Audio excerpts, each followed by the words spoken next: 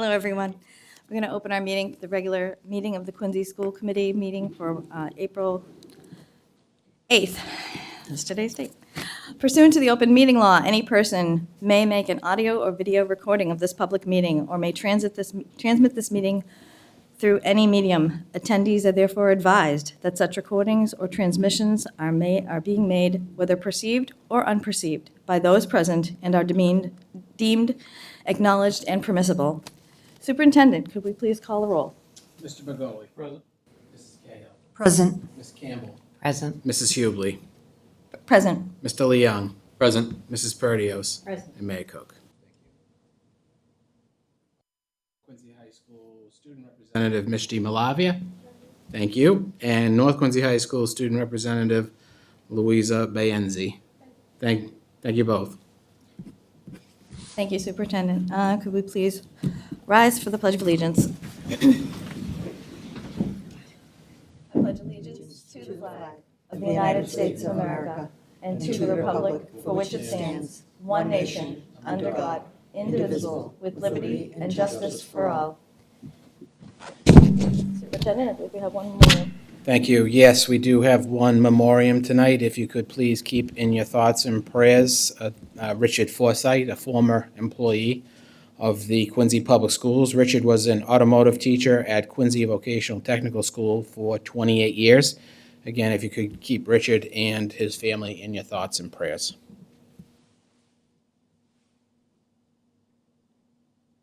Thank you.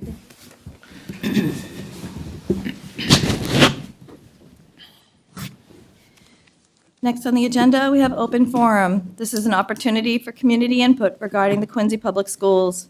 Community in this context is defined as a resident of the city of Quincy, a non-resident parent of a student who attends the Quincy Public Schools, or a non-resident employee of the Quincy Public Schools. After giving his or her name and address, the speaker may make a presentation of no more than 3 minutes to the school committee. An individual may not exchange their time or yield to others. Do we have anyone for open forum? Please come forward.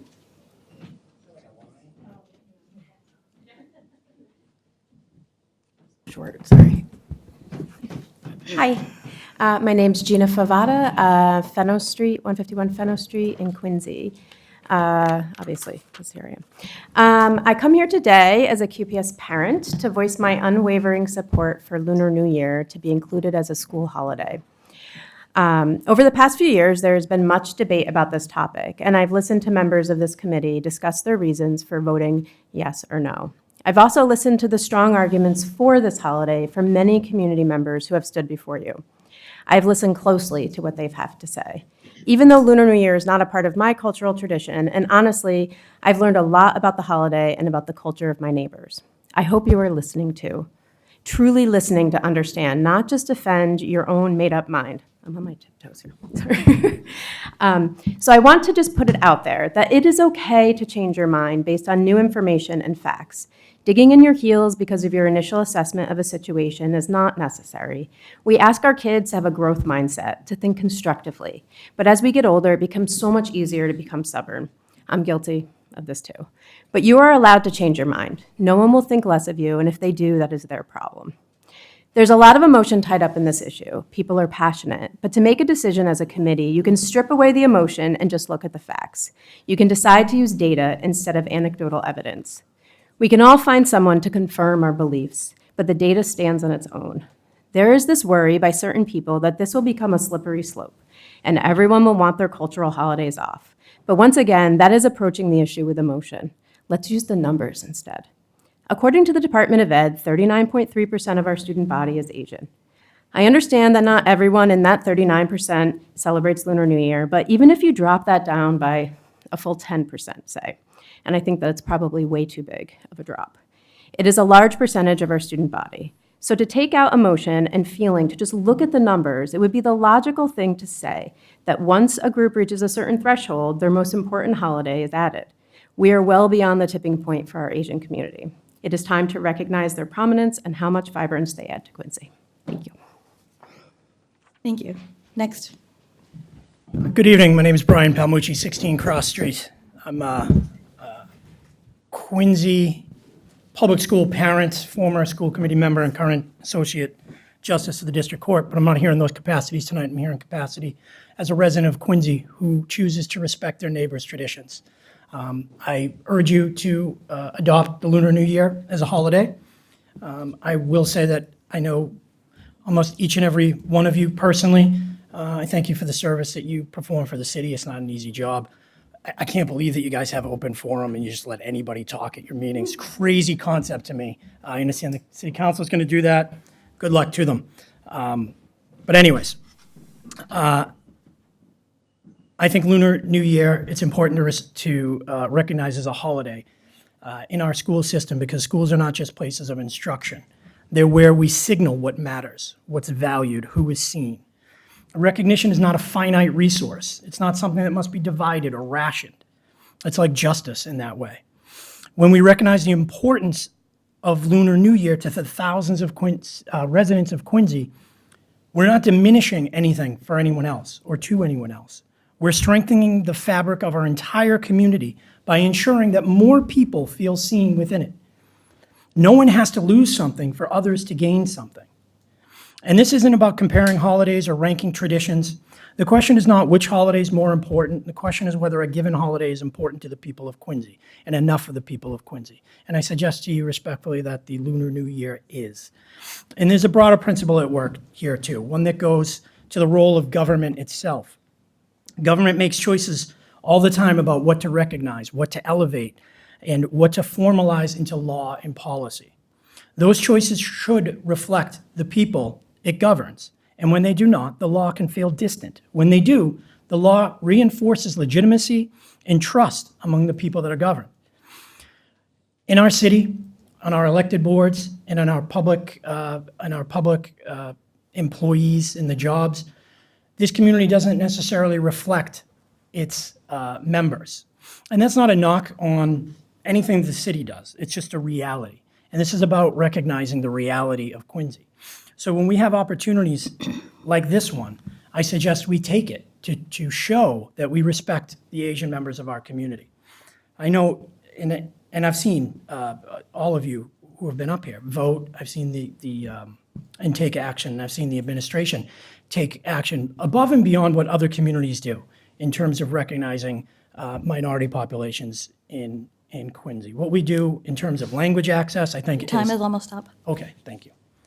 I don't like that. All right. But you've all taken many votes and done many things to make this a more welcoming community, and I thank you for that.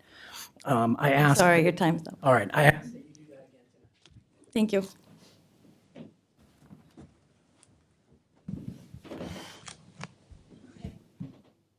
my name is Heather Downey, and I live at 912 Southern Artery. And what I have to say today is for my kids who love to celebrate Lunar New Year, and one of whom is a Quincy public school student. Quincy public schools are at least 40% Asian, so it's fair to say Asian families are an important part of this tax base, this school system, and this community. Lunar New Year is as important to Asian culture as Christmas Day is to Western culture, and it's time that we begin to treat it that way. I know we do in my family. If someone said Christmas can't be a holiday because some people have to work, how would you feel? Would you feel like your family and your holiday and your culture were respected, or that you were being treated like second-class citizens? As I understand it, many people, starting with students themselves, have been asking for this and being told no for nearly 5 years, my kindergartner's whole lifetime. I hope this is the year that the gatekeeping stops and it gets passed.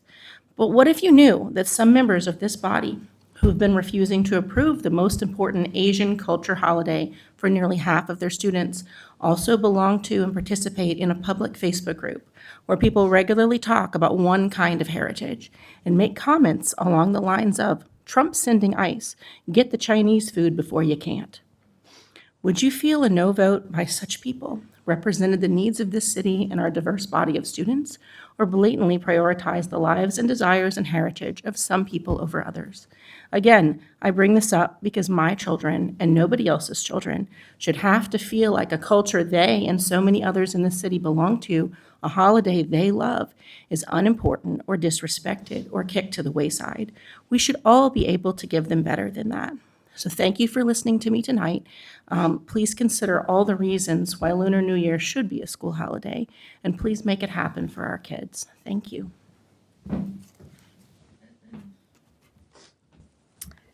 Hi, I'm Elizabeth Emmons, and I live at 51 Marlborough Street. I am also a teacher in Quincy Public Schools and a parent of a future Quincy Public Schools student.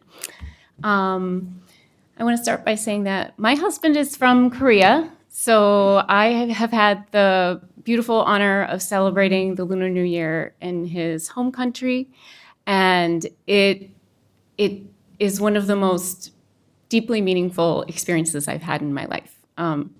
We hiked the mountains to visit the graves of his ancestors.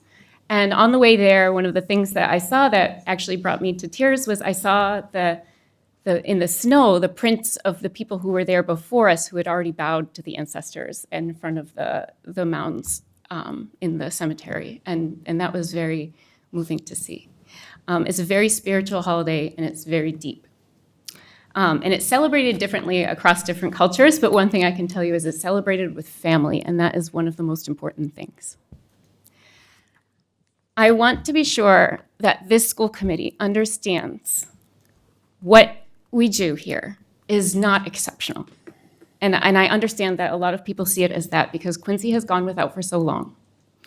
But providing interpreters and ensuring that we have ESL teachers, those have been a part of federal law since 1974 when Lau versus Nichols was passed, and 2000 when George W. Bush gave an executive order that demanded that any institution that receives federal funding provides interpreters and translations. But those were historic moments in US history, and I hope that tonight we have a historic moment in Quincy history, because tonight, with the support of 8,000 voters, we have our first Asian American on the school committee, and we have the votes to make this happen. And it's not too late to be on the right side of the history of Quincy.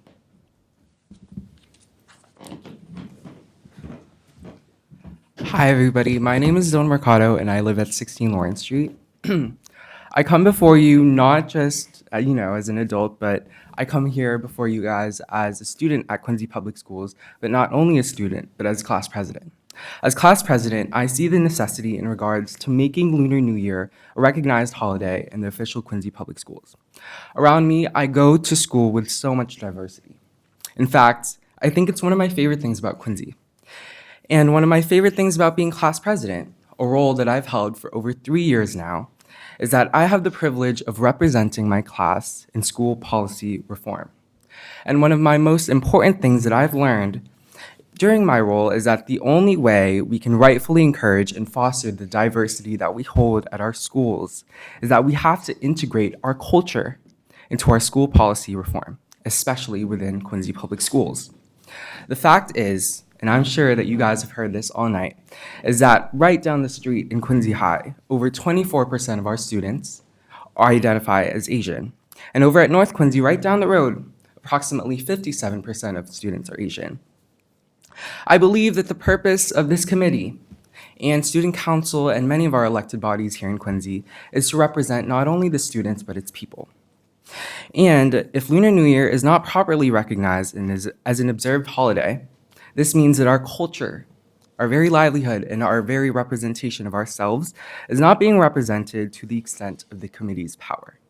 I ask before you guys to vote, and I think that your vote very much matters in this instance because it represents not only me, but many others at Quincy who believe and celebrate Lunar New Year and love it and enjoy it just as much as you guys love Christmas. So, thank you. Next, please come on up. Hi, the speaker's name is Jiaodi Chen. She lives at 20 Elm Avenue, and we respectfully ask for more time for interpretation and access. And as the speaker's going to speak in Mandarin, and I'll interpret. 大家晚上好，我叫陈周地， Good evening, everyone. My name is Jiaodi Chen. 我住在昆西大约有8年了，从2018年来到美国。 I've lived in Quincy for about 8 years, since 2018. That's when I immigrated to the United States. 我很喜欢住在昆西，靠近华人的社区。 I love living in Quincy, close to my community, Chinese American community in Quincy. 大家都可以同声同气，有事互相帮忙，有归属的感觉。 We speak the same language, understand each other, have a sense of belonging because of this beautiful community. 大家明白大家的文化，中国的文化传统，互相沟通。 We can communicate and understand each other's culture and respect each other's tradition, and that's really important. 农历新年初一，对我们中国华人社区是很大的日子。 The first day of Lunar New Year is a significant holiday in the Chinese American community. 移民来到美国之后，不能跟以前一样的庆祝。 Since immigrating to the U.S., it's not like it's been. It's different from what it's been like before. When in China, when there would be huge celebrations. 但我们一家人都会喜欢尊重中国传统。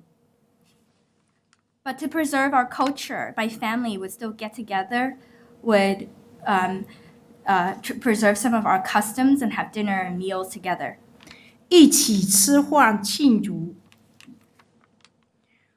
我的女儿和3个儿子都住在昆西，在昆西学校读书。 My daughter live in Quincy. My 3 grandchildren are Quincy Public School students. 我们来到美国之后，很少有机会学习和保留华人传统的文化。 Since immigrating to the United States, it's rare that we get to have this opportunity to celebrate our culture, learn about these customs from the next generation, to get to celebrate. 下一代很快就会忘记我们的习俗。 I feel worried that my grandkids, the next generation, is going to forget these customs. 我希望通过农历新年初一为学校假期， I hope that you support Lunar New Year as a school holiday, 让小孩子们有机会学习和纪念这一天。 so that our kids, our students, grandkids can learn about these traditions, what matters to our community, and why we celebrate this day. 也支持我们社区保留我们的中国文化传统。 To support our community coming together and preserve our sense of belonging with our customs and with our culture. Okay. Thank you. Thank you.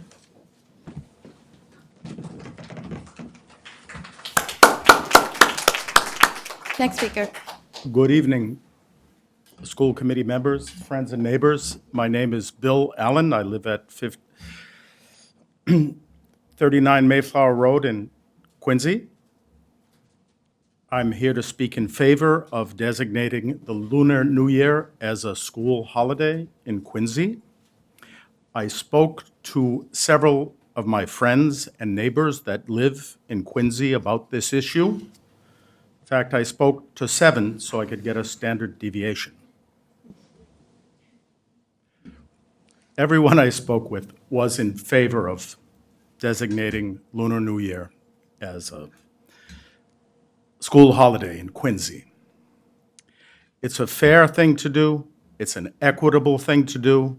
This is about representative democracy. The Asian students are 40% of the school population. And their parents hold them back from school on the Lunar New Year. So it's conserving resources to designate this as a school holiday. As Americans, we assimilate the smartest people and the best customs from all countries over the world, all over the world. This makes us smarter and a stronger country. I urge you to vote in favor of designating the Lunar New Year as a school holiday. Thank you very much. Do you have any questions? This is open forum. Thank you. Next speaker, please. Thank you. Good evening. My name is Winnie Huang, and I live on 54 Yardham Lane.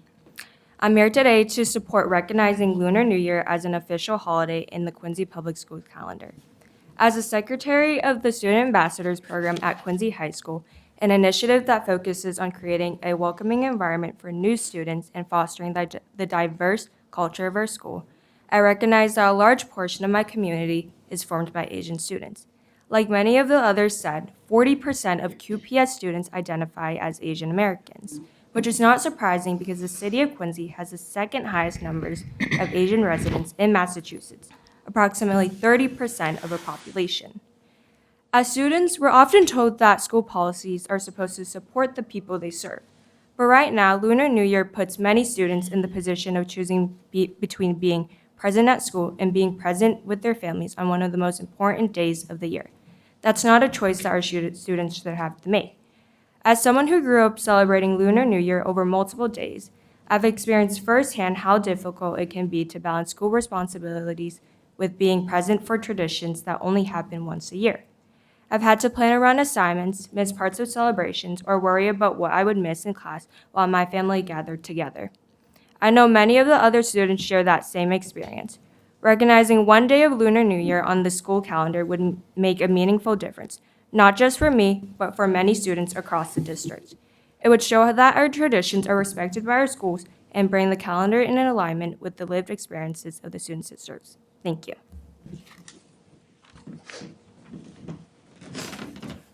Hi, I'm Susanna Liu. I live at 37 Wren Terrace. I am a lifelong resident of Quincy, went through the Quincy Public Schools, Montclair, Central, North Quincy, and I'm also a parent of 2 future Quincy Public Schools students. So this is my first school committee meeting. I did not come here expecting to speak, but just merely to listen. But after hearing so many of my neighbors speak up on our behalf, I just felt like I had to stand up and say something. So I didn't come prepared with numbers or counter arguments, but really I'm just so moved that so many of our neighbors feel the same way, especially those who don't celebrate Lunar New Year. I think it made me feel so seen and acknowledged that I've never had before, even having lived in Quincy for so long. So if Lunar New Year as a school holiday has passed, I feel like it's a very, very strong message to such a huge proportion of the population. And the message is that you are welcome, you're seen, you are a part of the community, your culture matters, and if you are a part of what Quincy community is so beautifully multicultural. So thank you, neighbors, and please, committee, if you can, would love for you to vote for Lunar New Year to be a public school holiday. Thank you. Good evening, everyone. My name is Virginia Liu Compton. I live at 39 Turning Mill Lane in Quincy. I also was not planning on speaking today, so I don't have really anything prepared. First, I just want to say thank you to our neighbors who this might be not be part of your culture, and you've came prepared with numbers, even removing emotions from it. For me, this is very deeply emotional. I am a lifelong member of Quincy. I've attended Quincy school, and I've never lived anywhere else, basically, and I have 2 small children who are also will be entering the Quincy school system in the next couple years. I think I lived in Quincy from the time when the Asian population was much smaller than what it is today. And I know what it's like to not feel seen in school and not have a holiday that for my family, which is bigger than Christmas. So as I think previously mentioned, in China, the Lunar New Year or Spring Festival, people get 2 weeks off from work, business, and schools, much like it is over Christmas time here. And, sorry, being the first generation of American-born, my parents, I don't think, struggled as much to maintain or pass on traditions. But with small children today, myself, I find myself struggling even more to not only continually educate myself about my heritage, but also finding ways to pass it on to my children. And it's disheartening to me sometimes that when I look for resources to support this cause for my kids in Quincy, I see many more programs in other neighboring cities having it. And Quincy being my home for so long, with such a large Asian population, I would really hope to see this change and to see our neighbors and everyone kind of support this. And so I know that there are reasons, maybe that this might not make sense, but I think even with all of the difficulties or challenges to implement this, I think it's very worthwhile, especially given the number of Asians from my generation who are now raising kids in Quincy. I struggle to balance their Celtic heritage and their Asian heritage and kind of making sure that everything gets passed on as best as possible and kind of fulfilling my responsibility of holding on to my own heritage as an American-born Chinese. So sorry if that wasn't very coherent, but that's what I have. Thank you for listening. Next speaker, please come on up. Hi, my name is Jessica Tan, and I am a sophomore at Quincy High School. I'm here to speak in support of recognizing Lunar New Year as an official day on our school calendar. And I'm absolutely terrified to be speaking right now, but I know that this is something that I value a lot, so that's why I'm here. For me, Lunar New Year is one of the most important times of the year. It's when I get to be with my family and spend time with them, and it's one of really like the only times that we can all come together like that and celebrate. But as a student who plays sports and is in band, I'm constantly flooded with schoolwork, homework, assignments, and tests. And that doesn't stop just because it's an important cultural holiday. And sometimes instead of fully being present, I find myself worrying about what I have due, what I might miss, or what I'll have to make up. Lunar New Year is supposed to be a time for families to come together, to share traditions, and to connect across generations. But when school is still in session, it sometimes becomes stressful instead of meaningful. Our district already recognizes other holidays, which shows a commitment to respecting different cultures and beliefs. But when Lunar New Year isn't included, it can feel like our traditions and students like me are being overlooked. No student should have to choose between their education and meaningful time with their family. Recognizing Lunar New Year would give students like me the opportunity to fully celebrate, to be present with our families, and to truly appreciate the culture that shapes who we are without the burden of schoolwork. This change would mean more than just a day off. It would mean being seen, respected, and valued. Thank you for your time. Next speaker, please come on up. Hi, my name is Luis. I've been a long time resident of Quincy. Address, please. 90 East Quantum Street. Thank you. Sorry. It's my first time speaking in a forum like this, and I wanted to give some context as to why I decided to come today. I've seen the struggle of bringing this holiday over, and just the struggle that the community has had. I have a large Asian friend circle, and often all of them mention how they feel excluded just because it's not Lunar New Year is not a holiday. And to give a little bit of extra context, it's been a while since I've been in high school. I think it's been 10 years. But I do remember that a lot of my classes were majority Asian students. I went down to Quincy High School. And those days that the holiday was around and a lot of students had to decide whether they showed up or not, sometimes the classrooms were half empty. And there's not much you can do when you consider that they need to balance their family and their classwork. If it was my position, I would also choose to be with my family. And I do feel that Quincy, as a large Asian community, the city just doesn't seem to fully want to adapt to that change. And as someone who's not Asian, I would be happy if the city decided to consider that as a holiday. The city's still evolving. I think we can evolve with our residents. That's all I have to say. Thank you. Next speaker.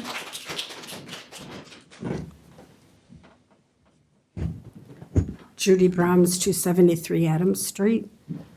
I would like to just echo what everyone else has said, and I want to say thank you in advance because I believe you're going to put an H on the holiday for this year's calendar. But looking forward to the next year, I think we owe this community a lot of respect.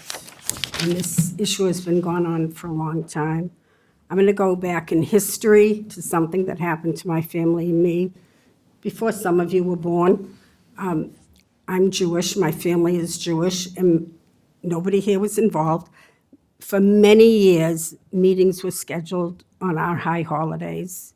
No thought, no respect was given, even though the Jewish community was much smaller than the Asian community.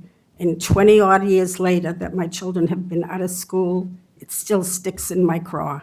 So I would just ask you to think about something like that happens in respect to our Asian community, and I hope you will vote to make Lunar New Year a holiday. Thank you.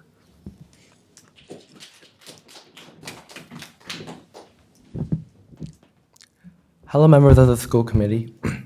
My name is Joshua Chen, and I live at 58 Taylor Street. As the sophomore vice president at Quincy High School, I recognize the importance of Lunar New Year in our Quincy community.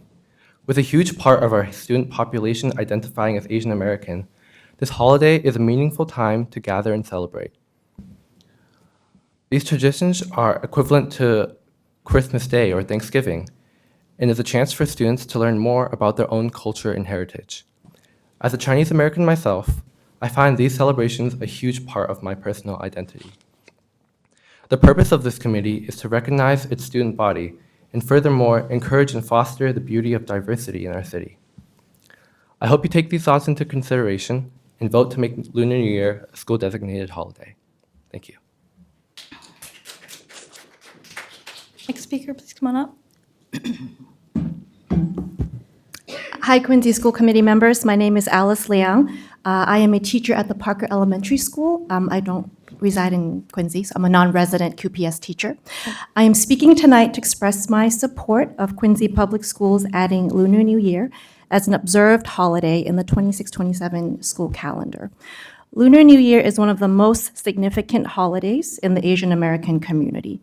Every year, I, along with many of our Asian American staff and students, have to make the difficult choice of being absent from our school responsibilities or celebrating this holiday with our family. Lunar New Year is a time when families close the old year and usher in the new year. It is when loved ones gather to celebrate and observe traditional customs.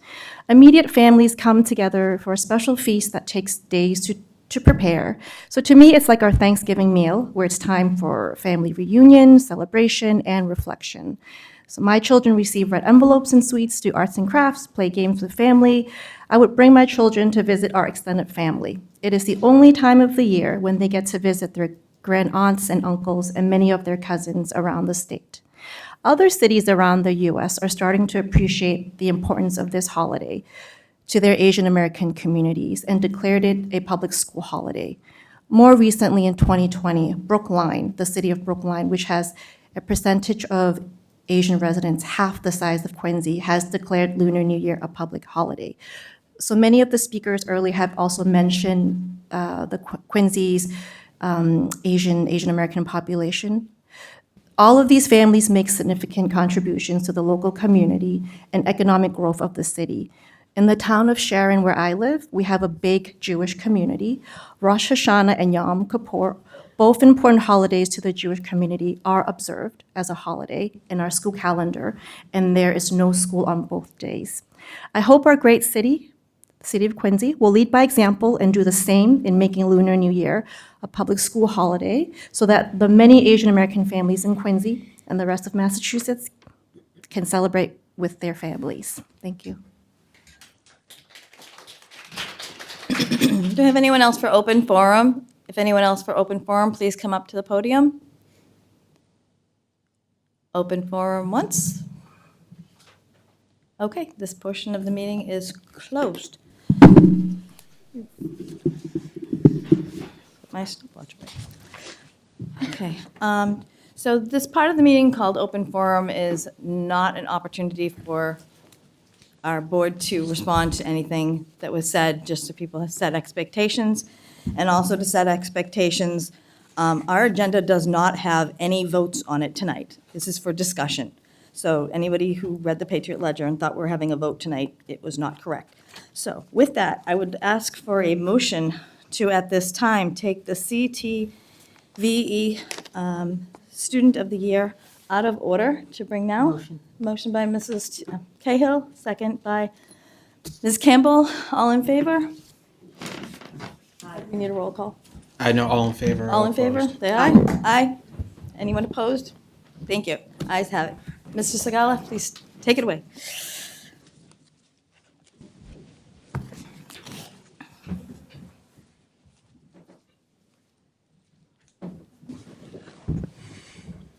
Thank you, Vice Chair Hubley, and good evening, members of the school committee. It's a pleasure to be here this evening. Tonight, we celebrate and honor Quincy's 2026 Outstanding Career and Technical Education Student of the Year. You'll also hear from two amazing students who were also nominated for this distinct award. These students not only represent the 1,300-plus vocational students in our district, but represent the very best of career and technical education in Quincy. Special thanks to Principal Dan Gilbert, North Quincy High School, and Keith Ford, Principal of Quincy High School. Our CT department chairs, Marianne Collins, North Quincy High, and Jill Bernardo, Quincy High School. Also, special thanks to our 35 committed and dedicated professionals who share their expertise in their CT program every day. Instructors provide the necessary skills, the necessary knowledge and skills so their students are successful beyond high school, including the workforce, post-secondary education, the trades, and/or military service. I'd like to welcome and thank our CT instructors here this evening, Laurie Broughton and Elizabeth Murphy, Quincy High healthcare instructors, as well as Craig Moore, automotive technology instructors. At this time, I want to welcome John Dunn, inventory planning manager at Boston Scientific. Boston Scientific is a leading partner of the Quincy School Community Partnership. John was one of the 8 partners who served on the interviewing team. Mr. Dunn will share our recent partnership initiatives, highlight the interview process, and include some personal experiences. John?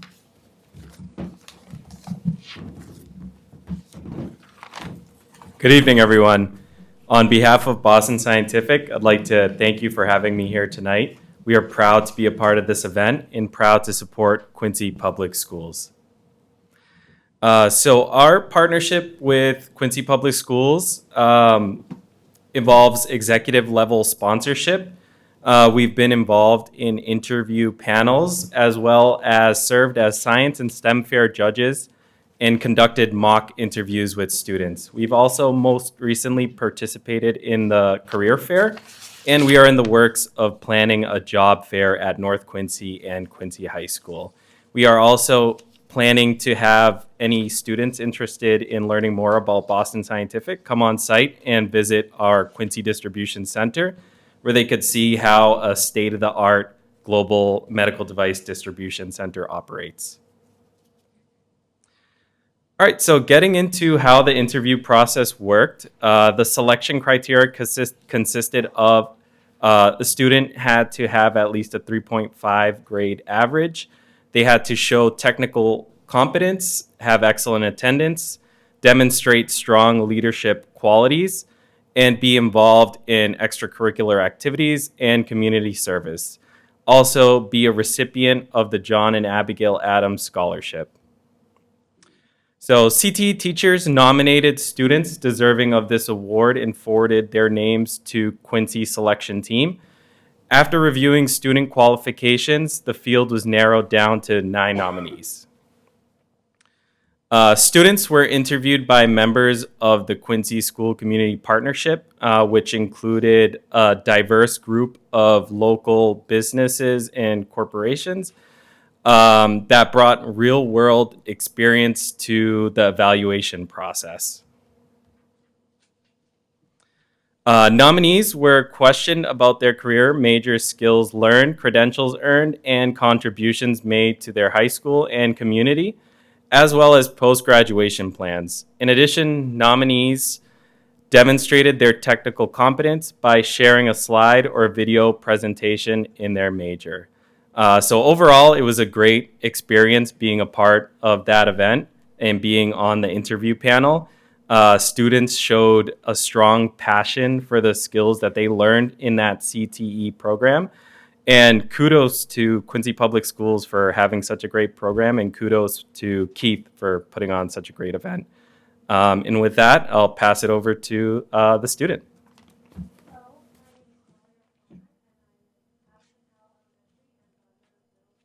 Alumni, and my career pathway is automotive technology. I decided to enroll in the automotive technology program because when I was a freshman, I knew that I wanted to work in a hands-on environment. I just didn't know what. But during freshman seminar class, I was able to spend time in automotive, and it was exactly what I was looking for. I loved learning about how something we use every day actually works and how I can fix it when it breaks.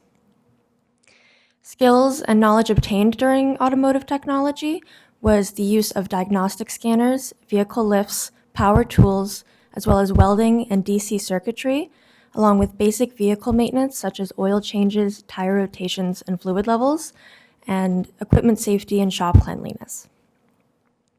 Some work-based learning initiatives in my pathway is live work experience, doing basic automotive repair, like brakes, oil changes, tire rotations, and fluid levels. My personal employment experience is I work at Quirk Auto Dealers as a lube technician on Saturdays from 7 a.m. to 2 p.m., where I do basic automotive repair, and I'm a teacher's assistant in our automotive technology class, number 1. My certifications and credentials were I obtained my OSHA 10 certification in general industry and my certificate of occupational proficiency in automotive technology. My future plans are I intend to go to Mass Bay Community College in the fall, and my major being Toyota Lexus to pursue a career in automotive technology, and I will be showing you my boat restoration project. The goal was to take an old abandoned boat and fix what was broken and improve what had already worked. When I received the boat, the paint was peeling off and the steering and throttle were stuck and inoperable, and there was no engine. The process for restoring this boat were removing all of the hardware and moving parts, sanding down and repainting it, and combining the 3 working parts of an engine and turning it into one working engine, including removing and rebuilding the carburetor, then wiring it to a starting system which was converted into an electric system by adding/rebuilding the motor and solenoid. With using Ohm's law, I designed and wired a 12-volt system, including DC lighting, engine circuitry, and audio, a radio, and fabricating a custom box for a new battery. And you may be thinking, Molly, I thought you were taking automotive. A lot of the systems in the boat and the engine are very similar to a regular automotive engine. They're just slightly smaller, and the battery I used to power this boat is actually a motorcycle battery. So that's, yeah. You'll see on the left that this is what the boat looked like before it had been refurbished, and then on the right is all of the work that I've done to it. You can see the engine being added and repainting. One of the challenges I faced during this project was there is a rubber rail that goes around the edge of the boat, keeping the 2 halves together so water doesn't seep through, and I had to remove it to be able to paint the boat, but because of aging, the rail had shrunk and it didn't fit onto the boat anymore, so I had to use a heat gun and stretch out the rail to get it to fit back on the boat and the nails to be put back in their original spot. I learned that there's always a way around a problem if you have the right tools and ideas to do so. My boat was also featured in the Quincy High School's play, The Women of Troy, so that's also a fun fact about it. These are some pictures of the boat. Another image of the old boat, the inner workings of the engine, and then on the far left, or the far right, is the wiring system and the battery box, which I had welded together and installed in the boat for protection against water. Any questions?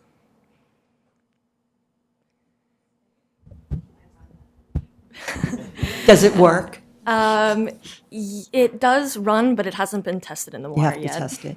Yeah, that's great. Great project. Thank you. That's awesome. Anyone else?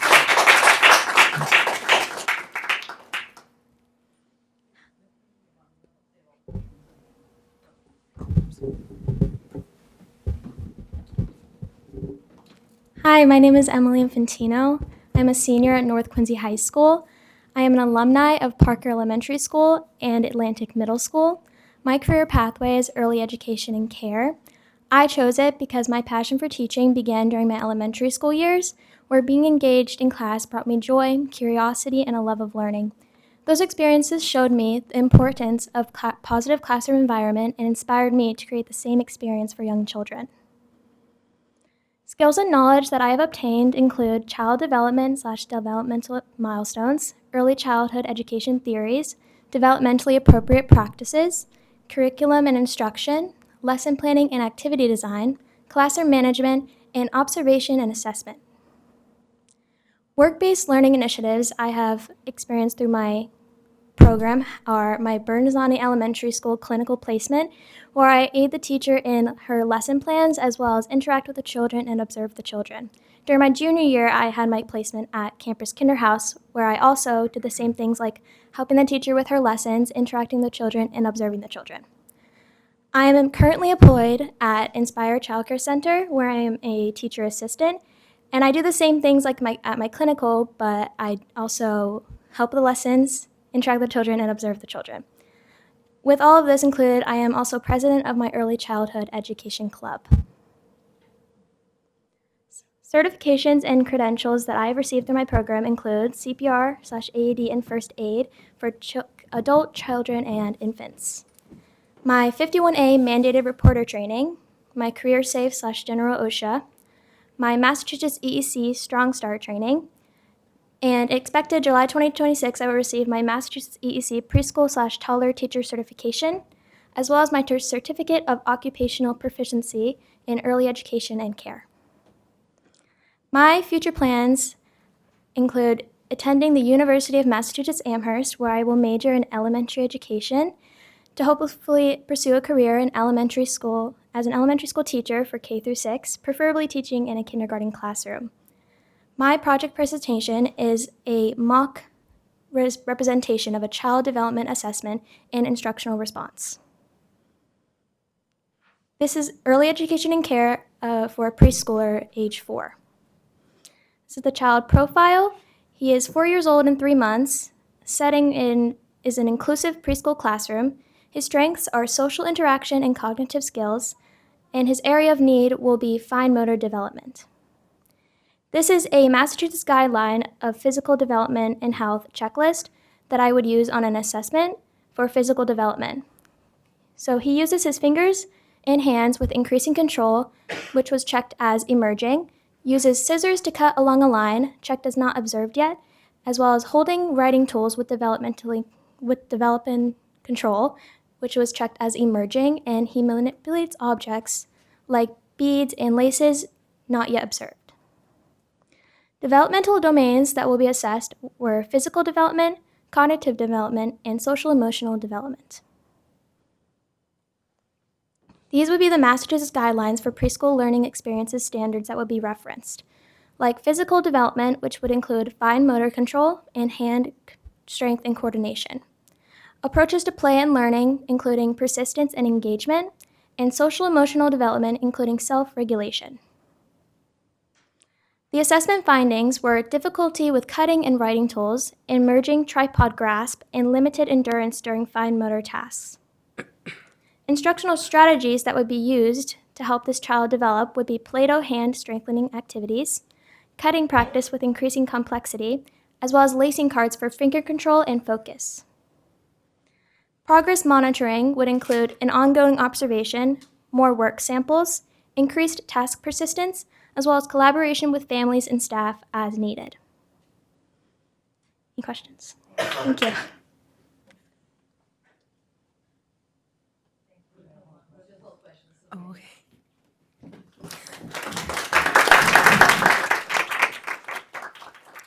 Hello, my name is Leah Gomes. I am honored to be selected as Quincy Public Schools 2026 Outstanding Career and Technical Student of the Year. I am a Quincy High School senior and an alumni at Clifford Marshall Elementary School and Point Webster Middle School. My career pathway is healthcare technology, and I chose it because I always wanted to do something in healthcare, but I didn't want to be a doctor or a nurse. But the QHS Healthcare Technology program opened my eyes to various other careers in the industry, and I have fallen in love with the career of ultrasound. Skills and knowledge I've obtained through my career pathway are body mechanics, monitoring and recording food intake, activities of daily living, bed making, vital signs, range of motion, giving bed baths, oral care, safety education, time management, effective communication, and leadership skills. Some work-based learning initiatives were my clinical placement experience at Hancock Park Rehabilitation Center, where we would give bed baths to residents, feeding and distribution of their food trays, and also transferring patients to other diagnostics on the floor. Certifications and credentials I have earned are basic life support, like CPR and AED training and first aid for adult children and infants, dementia and Alzheimer's training, Stop the Bleed, Career Safe / OSHA 10 training. And on Saturday, I will be testing for my certified nursing assistant exam, which will then lead to becoming a certified home health aide. And then upon graduation, I will receive my certificate of occupational proficiency in healthcare technology.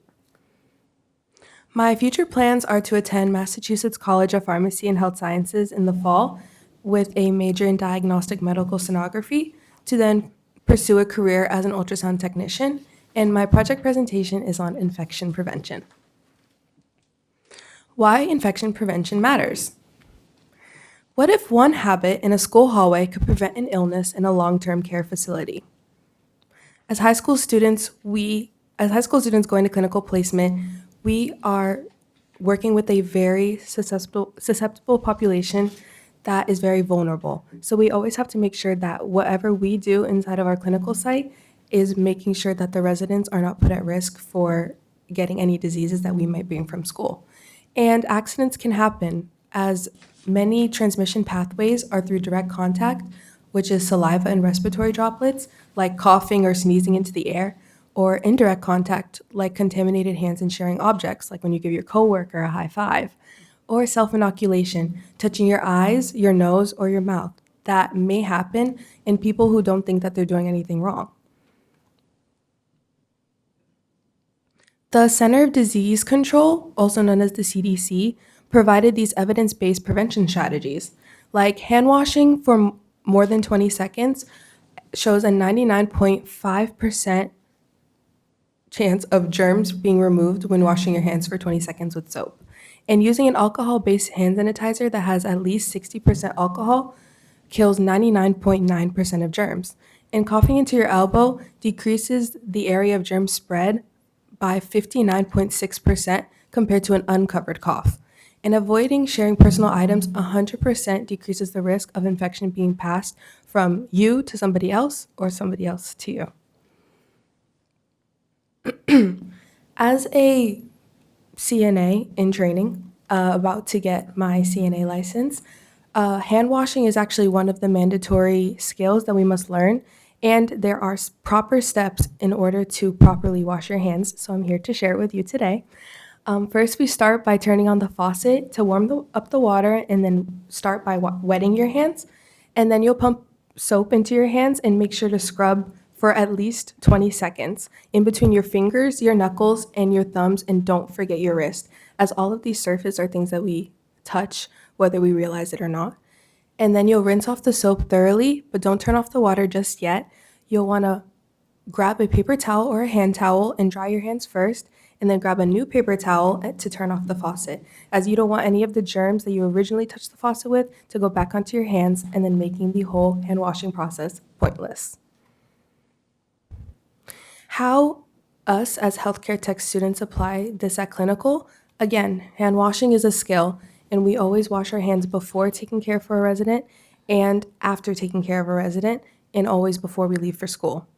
And always disinfecting everything by putting on hand sanitizer between caring for residents or cleaning equipment before and after use. As my healthcare teachers always say, you don't know something's clean until you clean it.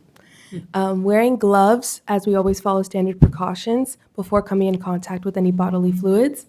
And residents also keep good hand hygiene by making sure that we wash their hands before they eat, during bed baths, and giving a sandy wipe after eating.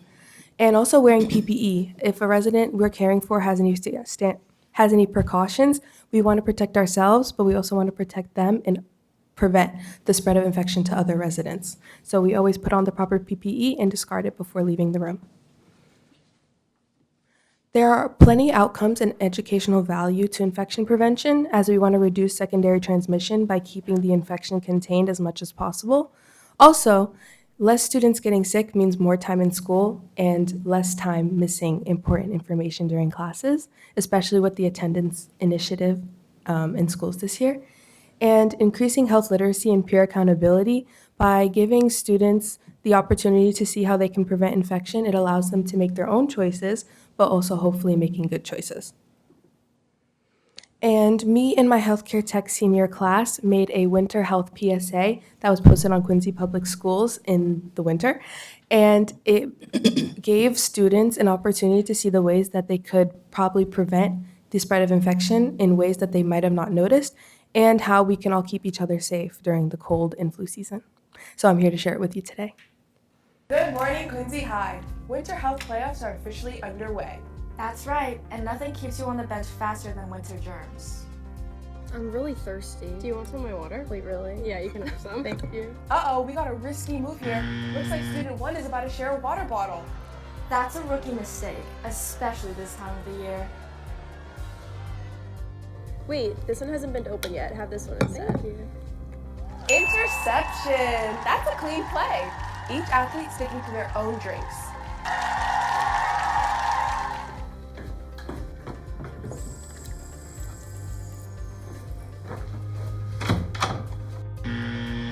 Yikes, washing hands without soap is one thing. Now, not at all. It's just foul play.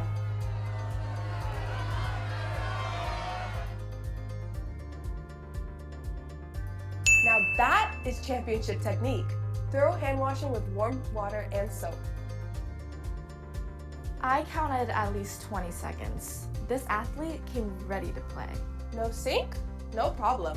Hand sanitizer with at least 60% alcohol keeps you in the game.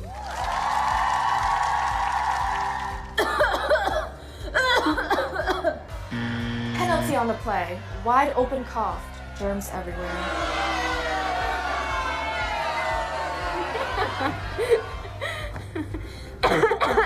And there it is, perfect form.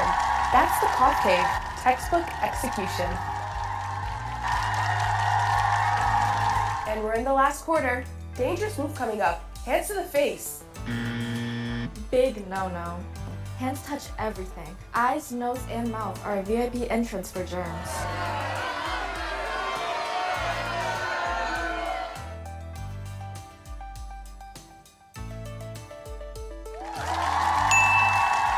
And there you have it, folks. Winter health victories all around. Practice these plays daily, and you'll stay in the game and in school. Stay healthy, Quincy High. Win the day. Roll hats. Thank you.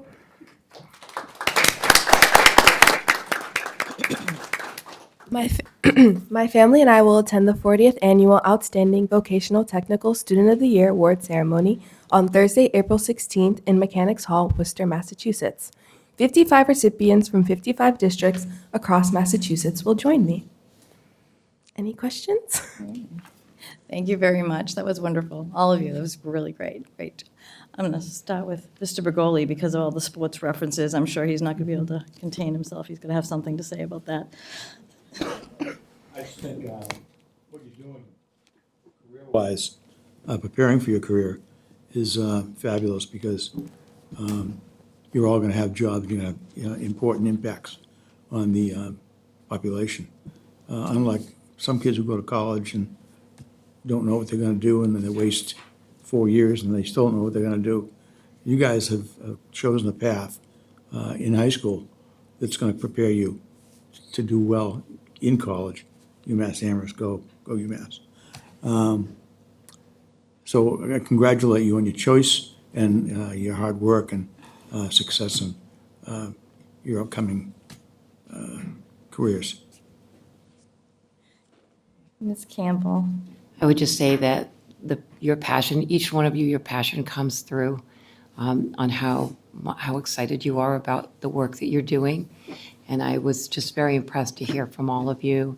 And it was just really lovely to see how excited you were and impressed you should be with the work that the three of you have done. So nicely done. Thank you. Ms. Cahill?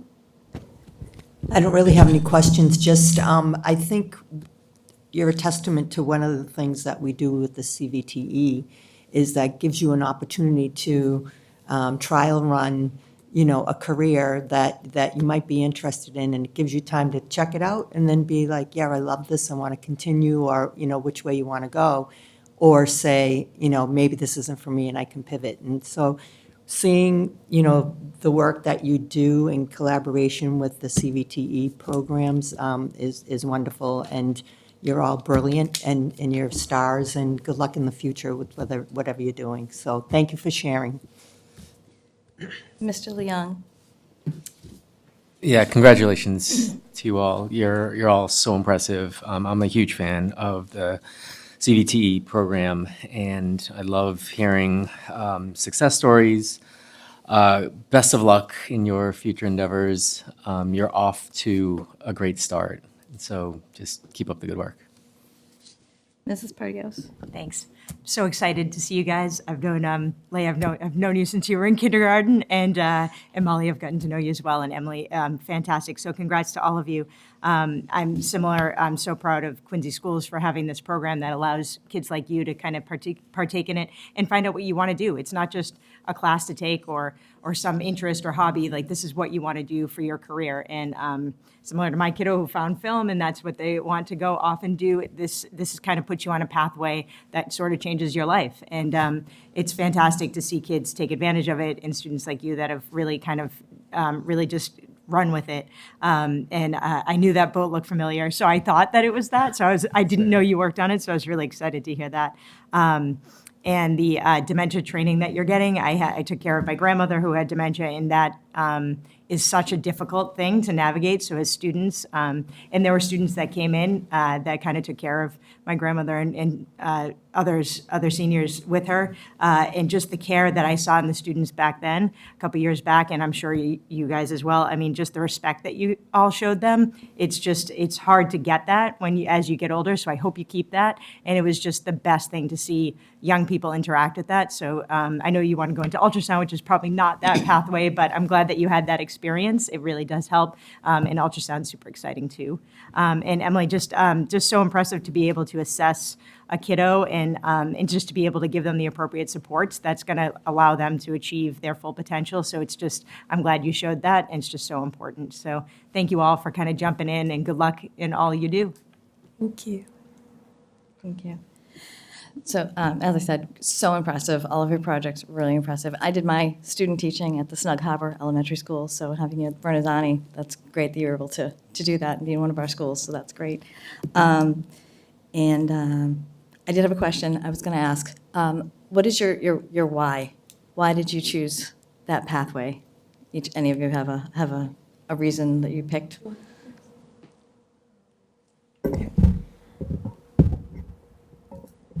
I don't know, I just felt like the way I learn is a little bit differently, or is a little bit different, so having the like hands-on experience to do that and learn that way, and that makes sense for me. That was really why I chose a path that had a lot of that built into the way they teach. It's not all classroom work or all hands-on work. It's a mix of the two, and that was really important. So that's why I chose it. Great answer. Thank you.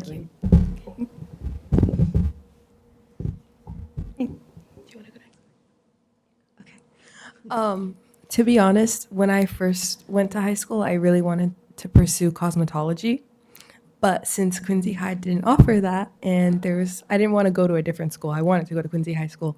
So I was like, okay, what's like the next best thing that I could try out? And it was healthcare because I always liked healthcare.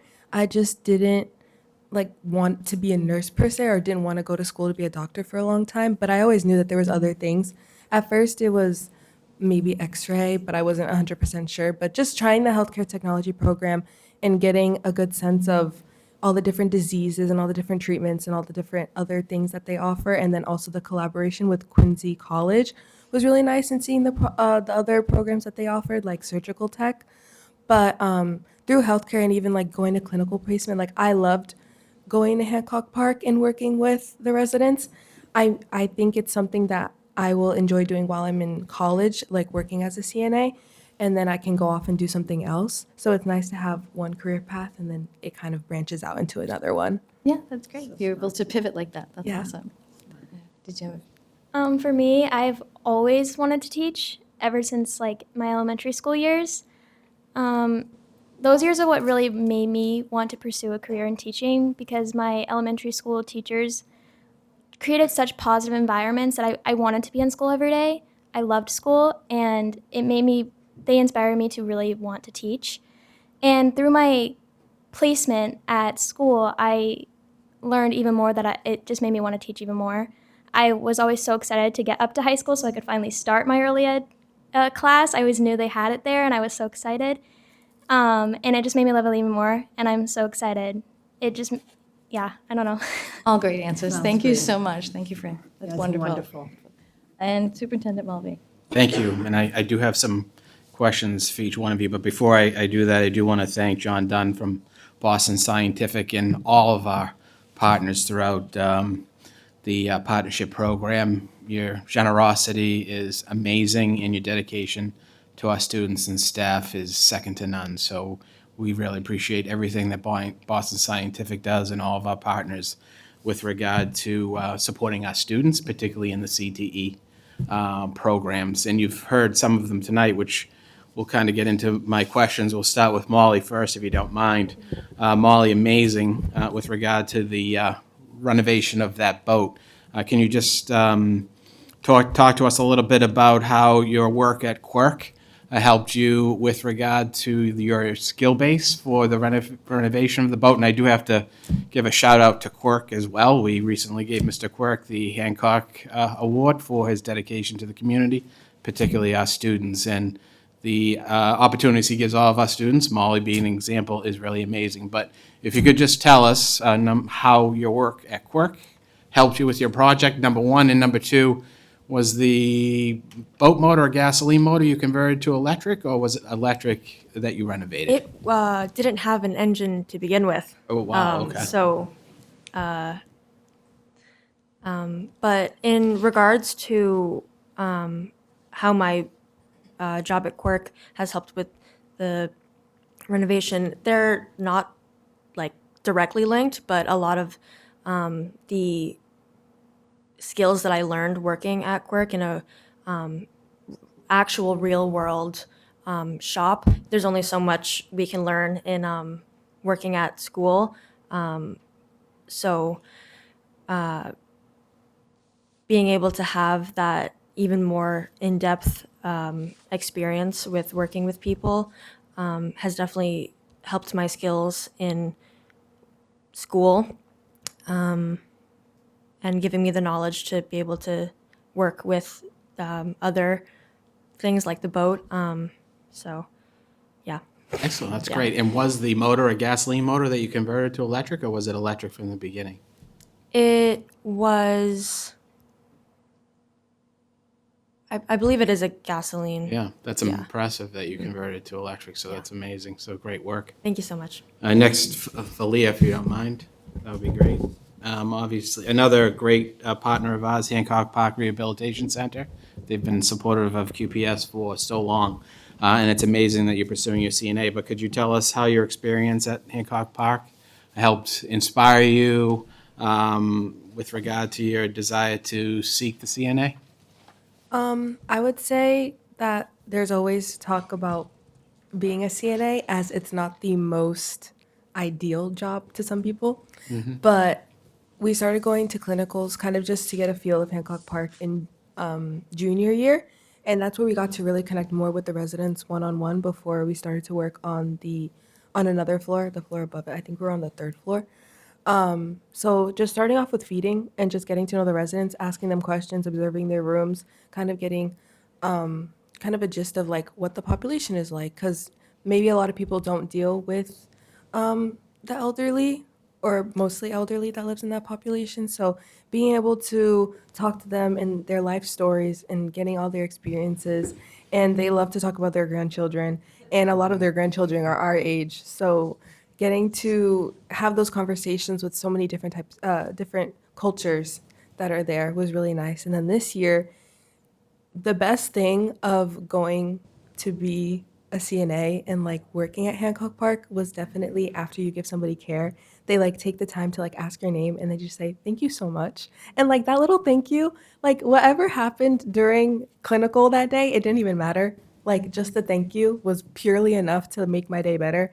And I was just like, yeah, maybe today was rough and there was things that didn't go exactly how we planned, but having their thank you and them being so appreciative of us, which we feel is like just our job, but for them, it's something that, you know, it's very vulnerable for them and they're able to trust us, is like more than we could even like say thank you to them for. So it's really great. Excellent, that's great, and we do need great CNAs, so that's excellent. I'm sure it'll inspire many others. And Emily, if you wouldn't mind, a question for you. So your experience is amazing, working at the Bernanzani School, Campus Kinderhouse, another great partner of ours for many, many years. So many Quincy students have gone through Campus Kinderhouse. It's a great program, as well as Inspire Children's Center. Again, another great partner of ours supporting our students.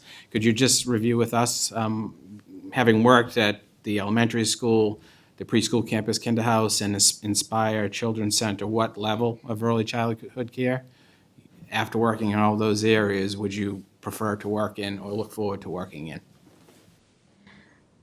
Okay, so through my work, I usually work with toddlers, which range from age 1 to 2.5. I love working with toddlers, and I'm very experienced with working with toddlers since I work 4 days a week. I think they're amazing. But through my clinical placement, I work with kindergarteners, and Campus Kinderhouse was 4-year-olds, pre-K.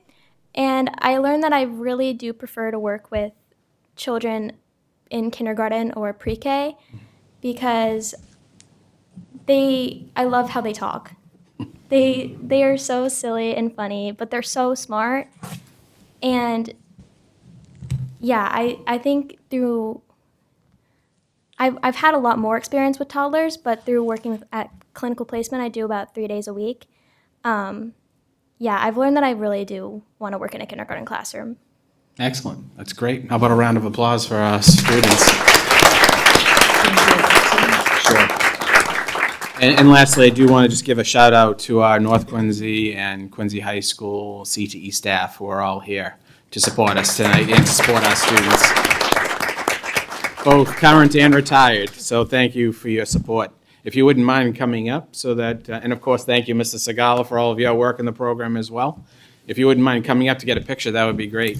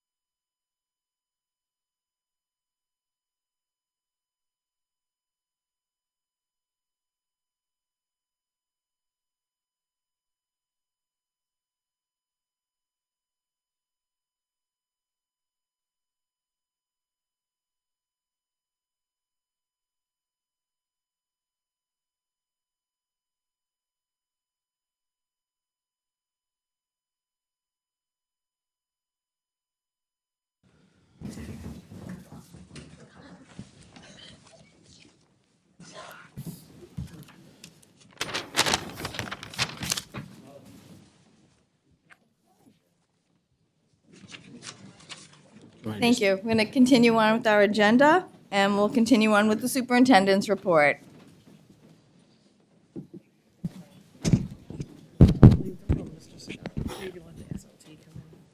Yeah. We're just going to have the SLT come in. Oh, sorry. Maybe just like a 5-minute.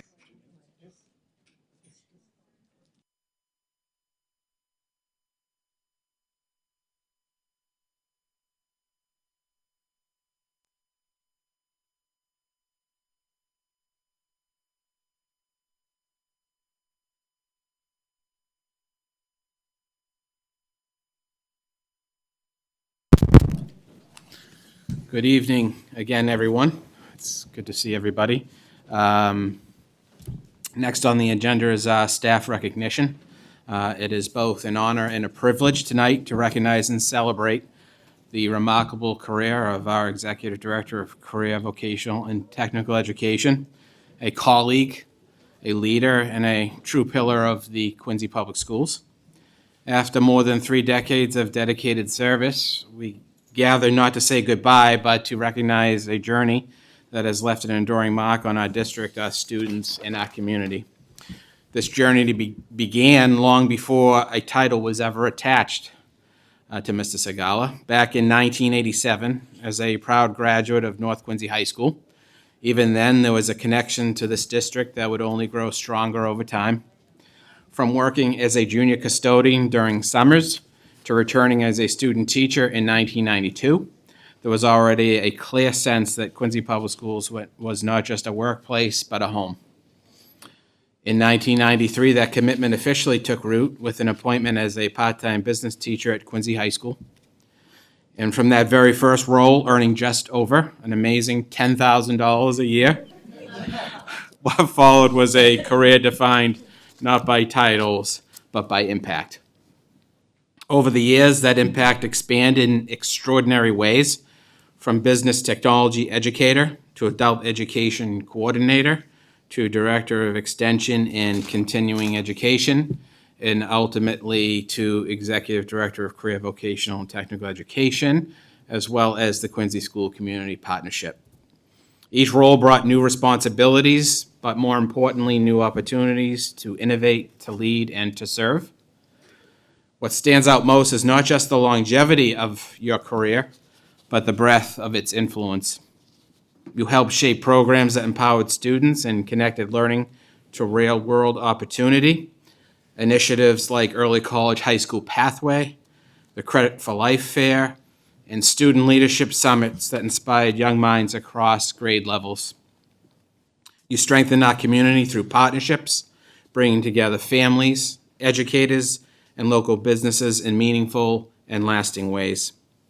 You led with vision during some of our most challenging times, none more so during the COVID-19 pandemic, when your leadership helped ensure the successful implementation and distribution of approximately 7,500 Chromebooks and greatly strengthened our wireless and computer technology infrastructures throughout the district to keep our staff and students connected and learning when it mattered most. You secured and managed critical grants from Perkins to Massachusetts Capital Skills to Mass Higher South Shore, ensuring that our vocational and technical programs continue to grow, evolve, and thrive. And through it all, you never lost sight of what matters most, of course, our students. Your work has opened doors for countless young people, giving them not just skills, but confidence, direction, and opportunity. Beyond the programs and achievements, there is something even more important to recognize: the way you brought people together. Whether organizing community events like 'Tis the Season, leading professional learning days for staff, or even starting traditions like the Staff Appreciation Breakfast, you built a culture of connection, collaboration, and care. You made people feel valued, and you made the district stronger. On a personal note, I want to express my sincere gratitude for your partnership, your professionalism, and your unwavering commitment to the Quincy Public Schools. Thank you also for being gracious when I and other people confused you with your brother Kevin. Your contributions have helped shape the district we are today, and your influence will continue to be felt for years to come. As you prepare to begin this well-earned new chapter, we know this is not truly an ending, it is simply a transition, one that reflects a career filled with purpose, accomplishment, and impact. On behalf of the entire Quincy Public Schools community, our administrators, educators, staff, students, families, and partners, thank you, Keith, for all you've done for the Quincy Public Schools. Thank you for your dedication. Thank you for your leadership. And thank you for leaving the Quincy Public Schools better than where you found it. We wish you all the very best in your retirement. Congratulations.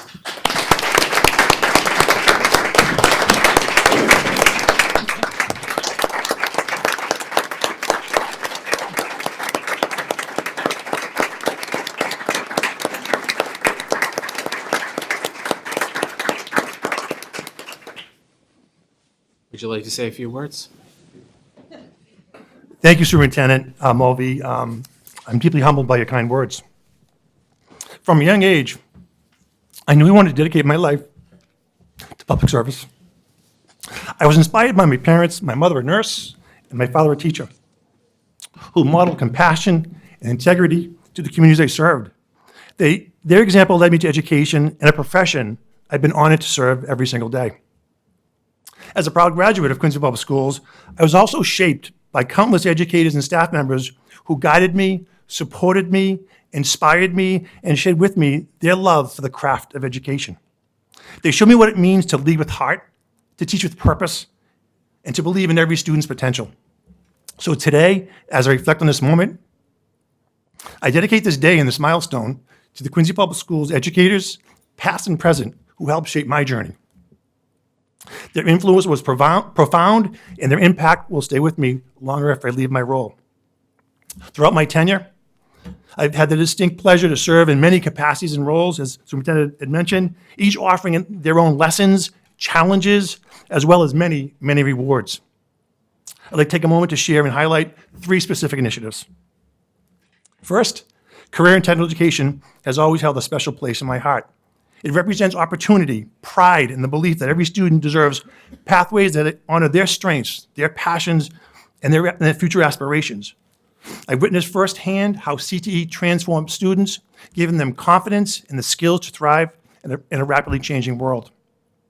I would like to recognize the people who truly make this work meaningful and successful. Our career and technical education teachers, who are the heart of our program, who bring industry experience and high expectations, and their compassion for each of our students in their classrooms and shops every day. Whether guiding students towards certifications, internships, clinical placements, college pathways, or direct employment, they open doors and change lives. Their commitment to relevance, rigor, and relationships defines what career and technical education should be. Our students, they inspire us. They show up ready to learn real-world skills, to problem solve, to create, and to lead. Watching them grow from kindergarten to high school freshmen to confident graduates prepared for careers, college, and military service has been the greatest reward of my career. They represent the future workforce and the future leadership of our community. Our Quincy School Community Partnership. Our partnership represents what is possible when a school district and its business community come together with a shared mission. Our community business partners have been nothing short of exceptional. Their commitment to our district, to our students, and to our teachers has been incredible. Through our business community partners and their willingness to offer financial support, site support, student support, and career connections ensures our programs stay aligned with workforce needs.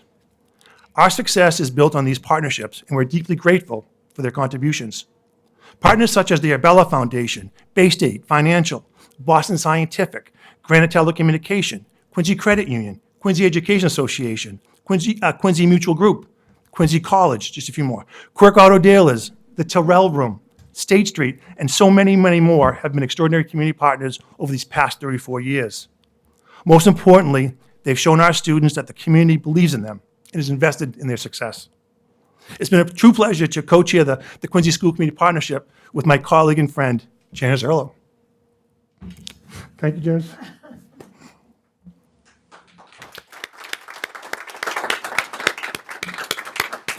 It's been a privilege to serve as co-chair of the Quincy's Early College Pathway.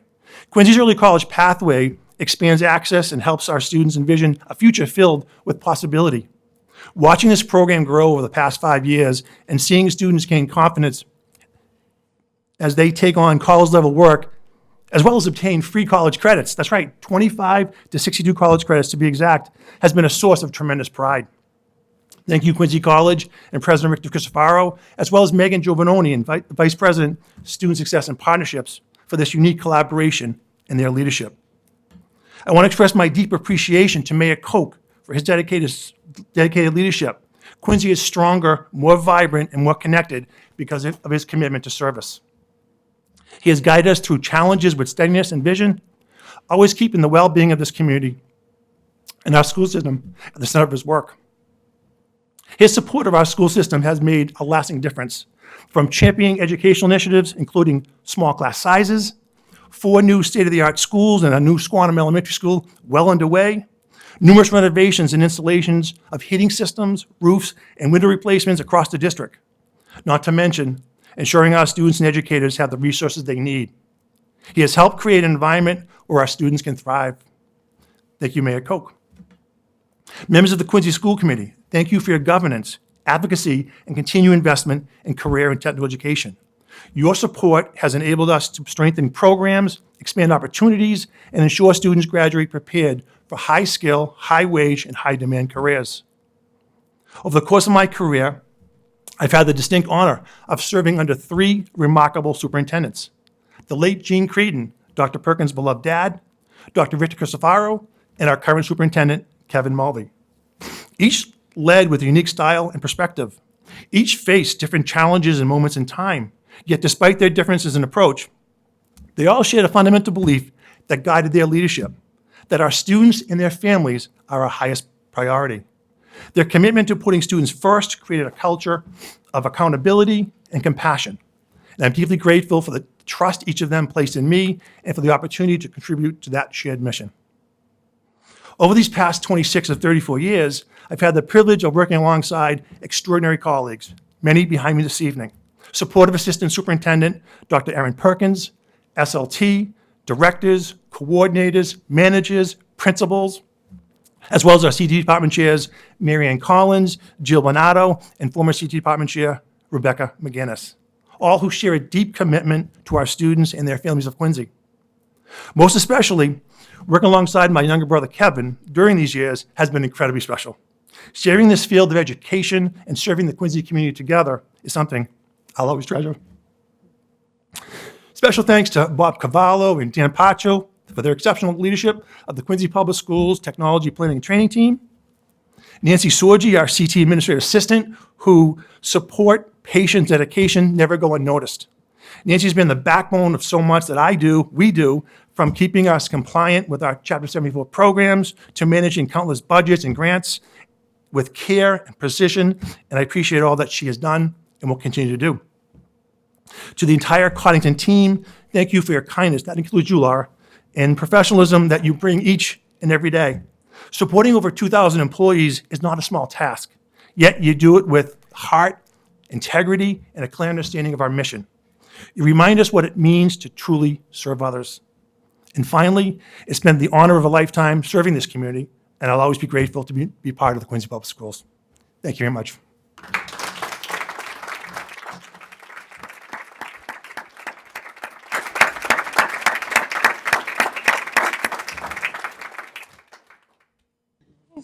Any comments from my colleagues? Mr. Bergoli? Thank you, Kevin.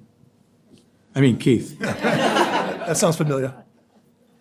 You really have made a tremendous impact on the school system, and you are going to be missed.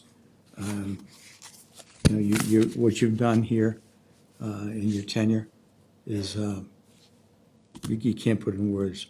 So we really appreciate you, and we're going to miss you. We're not going to lose any more people, are we, Mr. Superintendent? Thank you very much. Thank you, Paul. Appreciate it. Appreciate it. Thanks. Ms. Cahill? I'm going to miss you. I'm going to miss seeing you sit back there sleeping with your eyes open. But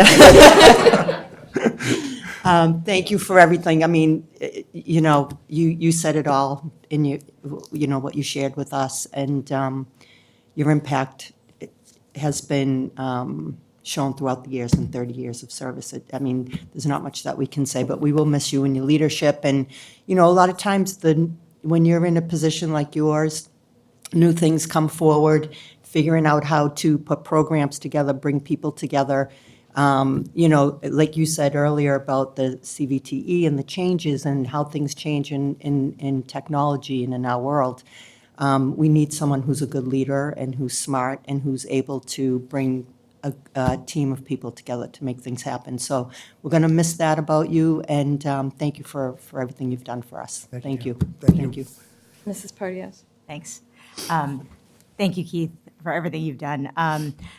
Just hearing about your journey and your positions, I now understand why you know so much about so many different aspects of QPS. It's just, I'll ask you a question, and your kind of historical knowledge of how something came to be just is always there. So now I kind of understand that better. I've always found every interaction with you to be respectful and gracious. You're just that type of person that just kind of, even in your farewell comments, you're kind of giving away your thanks and your your respect and your pride to the partners, the business partners, and the teachers and your coworkers. And it says a lot about you that's the type of person you are, kind of at your core, that you just really appreciate that. You know me, I have 1,000 questions and 1,000 ideas, and never once have I brought them to you and felt that I've wasted your time, and that you've always considered them and tried to figure out how to do it. Most recently with the career fair, just trying to figure out, we're brainstorming some ways to kind of expand that to all the high school kiddos, high school seniors, and you know, just your creativity and just your willingness to think outside the box. I've always found refreshing, and I just appreciate that. Thank And you. we'll miss you. So thank you. Appreciate it. Enjoy your retirement. Mr. Leung.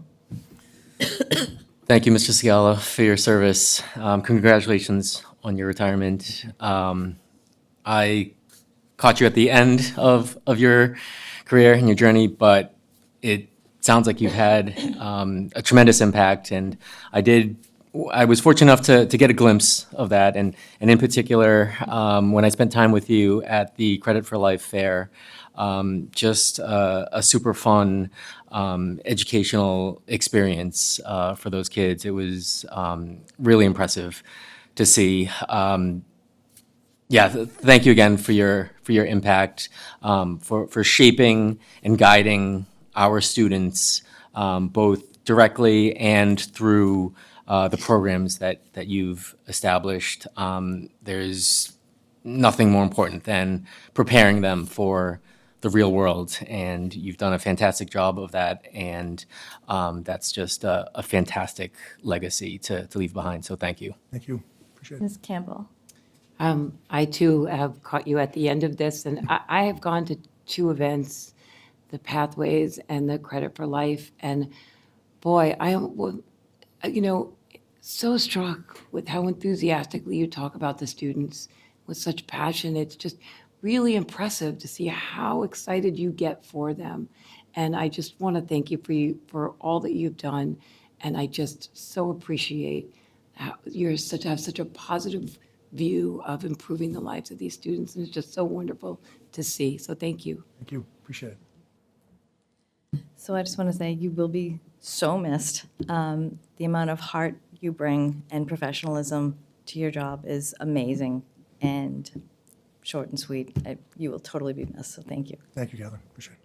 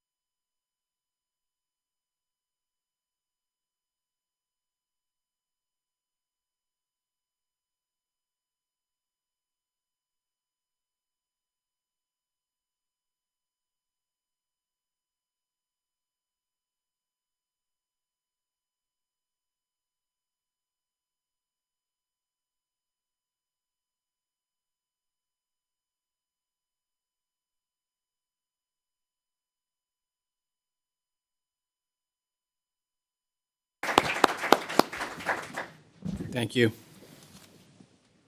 I'll continue. Thank you. Next on the agenda is the DZ deferral of special education and English learner program audits. As you know, following the completion of the DZ district review in late February, Dr. Perkins and I participated in a debrief meeting with DZ staff members on March 4th. At that meeting, we had the opportunity to point out that in addition to the district review, Quincy Public Schools was also scheduled for audits of the special education and English learner programs, both of which require extensive preparation. On March 23rd, we were notified by the Office of Public School Monitoring that the reviews could be deferred to the 2027-2028 school year, and we have gratefully accepted this option. So we wanted to communicate that to you as well. Statutorily, we're not supposed to be audited more than once in any program, and this particular year, we were scheduled to be audited 3 times. So that is why DZ allowed us to defer. So that is a good thing, and we can prepare for the next audits with enough time and preparation so that our audits are precise. We are honored that Congressman Stephen Lynch once again visited Central Middle School's grade 8 civic students today to share about his work in Congress. Special thanks to Community Development Director Sean Glennon for his assistance in arranging the visit. Upcoming Quincy Public Schools and City of Quincy events. The spring concert season continues with the combined high school band concert on Thursday, April 9th at 6 p.m. at North Quincy High School, and the combined high school solo and ensemble recital on April 15th at 6 p.m. at North Quincy High School. A full schedule of spring concerts will be shared at an upcoming meeting for the school committee. The Atlantic Middle School Drama Club is presenting the musical Descendants on April 10th at 7 p.m. and on April 11th at 1 p.m. and 6 p.m. in the school auditorium. Tickets are available in advance on ludus.com, that's LUDUS.com, or at the door for each performance. The City of Quincy is presenting Road and Rivers, an Americana songbook on April 18th from 1 p.m. to 6 p.m. at the Church of the Presidents. The citywide PTO is presenting Screenagers, Next Chapter, April 30th at 6 p.m. at Central Middle School. The annual Quincy High School Fashion Show will be held on Thursday, April 30th at 6 p.m. in the Lloyd Hill Auditorium, featuring the original creations of our fashion technology students, assisted by students from the broadcasting, graphic design, culinary, and carpentry technology programs. The City of Quincy's annual Cleaner Greener event will be held on Saturday, March 2nd from 9 a.m. to noon at school and park sites throughout the city, followed by the Mayor's Appreciation Cookout at Pageant Field starting at 12:30 p.m. The 5th Annual Quincy Multicultural Festival will be held at Faxon Field on Saturday, May 9th from noon to 3 p.m., showcasing the diverse cultures of our community through music, food, and art, and that is always a great event. I certainly encourage anyone that can go to attend. Again, it's great for family and everyone. And in conclusion, I wanted to note that April is Autism Acceptance Month, which celebrates and honors the experiences and identities of individuals, emphasizes understanding, inclusion, and support, moving beyond awareness towards meaningful acceptance. Autism Acceptance Month recognizes that autism is more than a diagnosis. It is a community and a lived experience that encompasses both challenges and triumphs. Throughout Autism Acceptance Month, Quincy Public Schools will participate in awareness events and share educational resources that create pathways for neurodiversity inclusion. So with that, that ends the superintendent's report. Ms. Perdios has a question. Oh, sure. Thanks. Excuse me. On Congressman Lynch, how many years has he done that? I know he's done that multiple years. Yeah, but he's done that multiple years, but This is just a second year. Yeah, I think so. I You think it's the third? yeah, it's definitely, I Okay. believe it's the 3rd year that he's done that. Does he always go to Central Middle School? I believe that is the case, yes. It would be great to have him be able to, if it's going to be something that he continues to do, if we could just sort of have that kind of rotate around so that all the middle school kiddos sort of get an opportunity. I can certainly ask the Congressman's office to do that. So much. Yes, Appreciate that. Of Thank course. And I would like to point out the Atlantic Middle School drama productions. I would suggest people get the tickets online, because I myself have tried to go to a play there in the past and got there, and they were sold out. So I would suggest buying your tickets online ahead of time. Great, So you thank do not you. have that happen to you. All right, thank you for the superintendent's report. We will move on to old business. The first item we have on old business is proposed revision to the school committee policy section 10.17 student personal electronic device policy for discussion.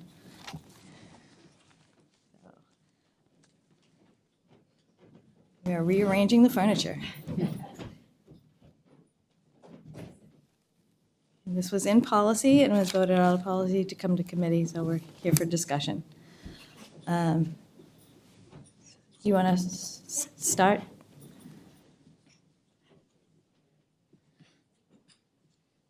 Absolutely.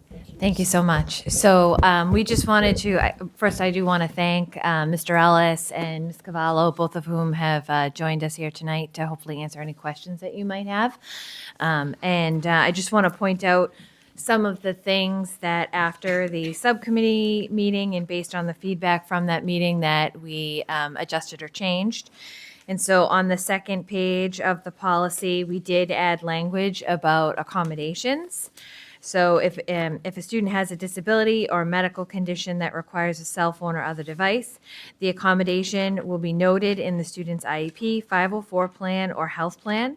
The special education team liaison or health office will notify appropriate staff of the necessary accommodations. And this is also under the middle school section as well as the high school section.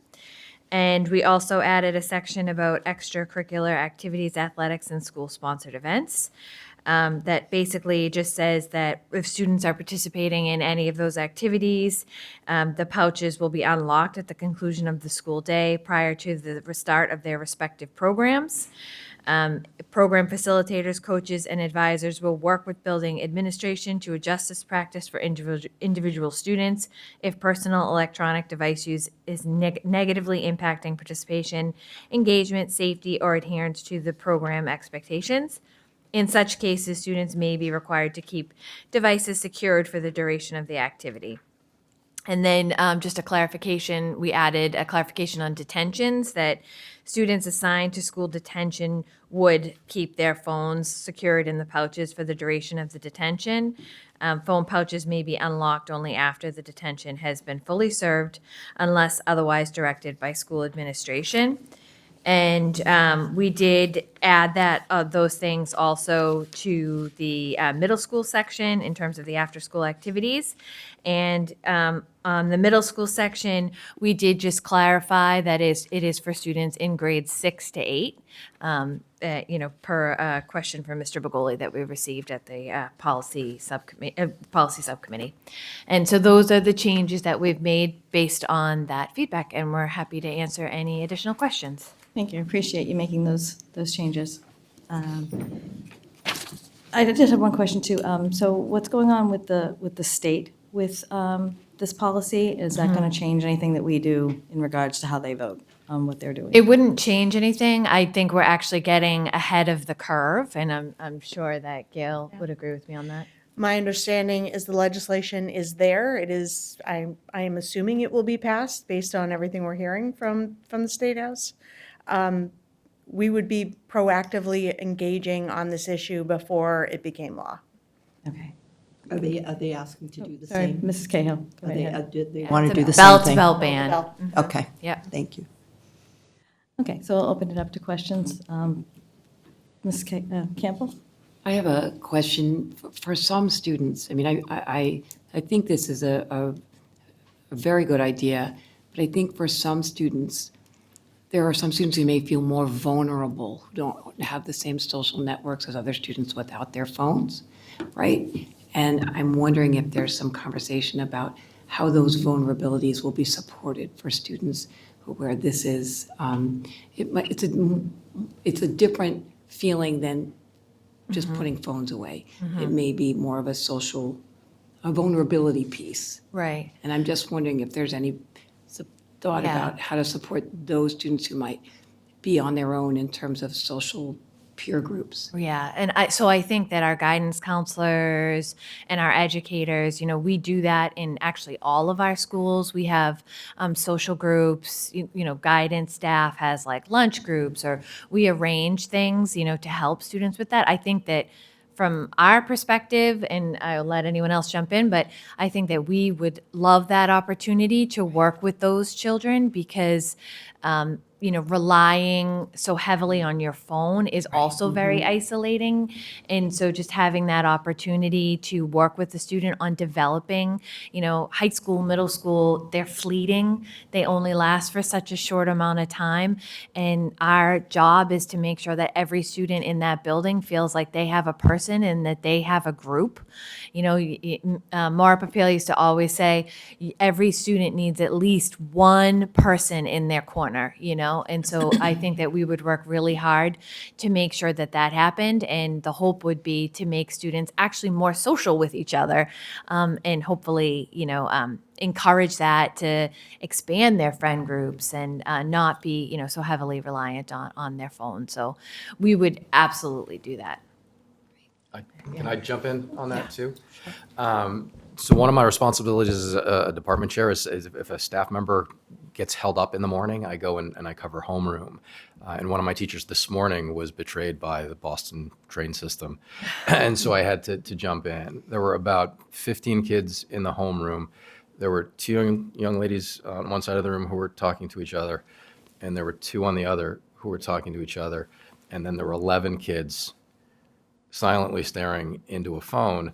The two young ladies on either side of the room were not making eye contact. They still had their phones out, but they were sort of talking to each other out of the sides of their mouths. And I've probably had to do this over the last few years, 40 or 50 times. What was unique about today was that 4 kids that were talking to each other was the most I've ever seen. Usually the number of kids who are actually communicating in homeroom with one another is 0 because they're all just looking at those phones. I think removing the phones is part of the solution to the lack of socialization. And I think anecdotally, we've all heard stories out of schools that have done this already, that has been the case. The kids actually start talking to one another and like making friends instead of just staring at TikTok. So I think the actual solution to the problem is the solution to the other problem. And certainly there may be a transitional period where certain students need some help, but I think by and large for the average student, this is going to foster their socialization much better, and it's going to make them better doing this on their own. I have one other question, and it's about the consistency in which the punishment will be, the consequences will be enforced. I mean, there are different buildings, right? Different high schools, different buildings, and I just was wondering if there's been some conversation about how this will be done consistently so all students are seeing the same consequences. Yeah, I absolutely think it will be consistent. When we came up with when we wrote the violations section of the policy, that came specifically from Principal Gilbert and Principal Ford. So we did not put anything in there that they were not okay with and felt that they could implement consistently across both high schools.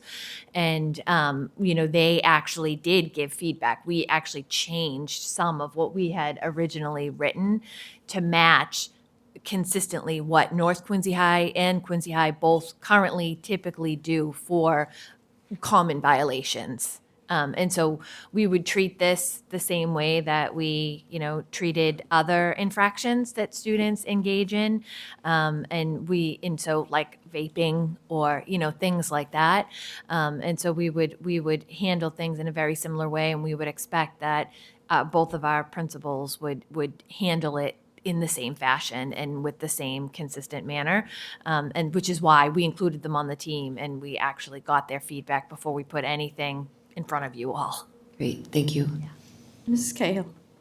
To your point, Mrs. Campbell, I think that having this policy makes it more equitable across the board, because before, not having this policy, we would hear from families, or, my daughter's in one class and it's not being enforced, but my son is in another and his is being enforced. And that's because, what we want to do is take away the onus on the faculty to have to enforce this in their classrooms, right?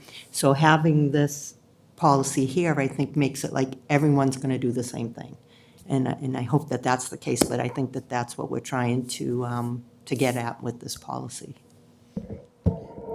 Just very briefly, I think that that's actually the point. Mhm. Every educator that we speak to daily, this is the issue that prohibits them from actually getting curriculum across to students. The distraction, the text message, the notification, I don't know, Boston Globe, I'm sure that's, whatever.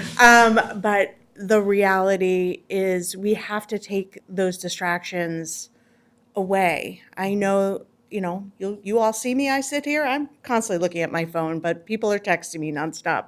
But what we really need our students to be able to do from 7:45 to 2:30 is to interact with each other, learn what's going on in the world around them and in their classrooms, and interact with each other.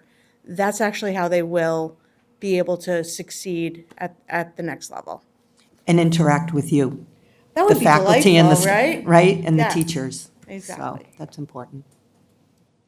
So I am still very glad that you guys were involved in writing, the union was involved in writing this, and that the teachers are on board with it. That was- No, we were incredibly grateful to be heard and grateful to work with Dr. Perkins and Mr. Marani and the principals on this. We are confident it will be a game changer. I don't think you could find a teacher in the United States that wouldn't advocate for this. Mr. Leon? Yeah.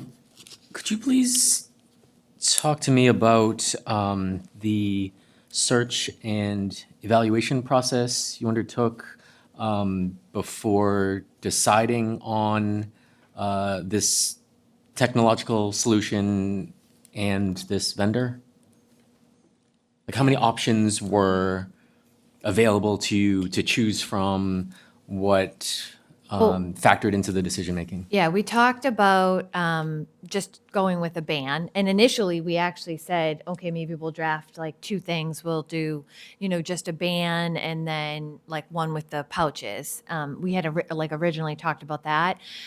We talked about the potential, I don't know too much about it, but we had heard that there was also like an app that can go on children's phones. But we thought about that, but then it was like, how do you ensure it? Now we're touching kids' phones and putting something, and we didn't want like who's going to do that and what position are we putting staff into.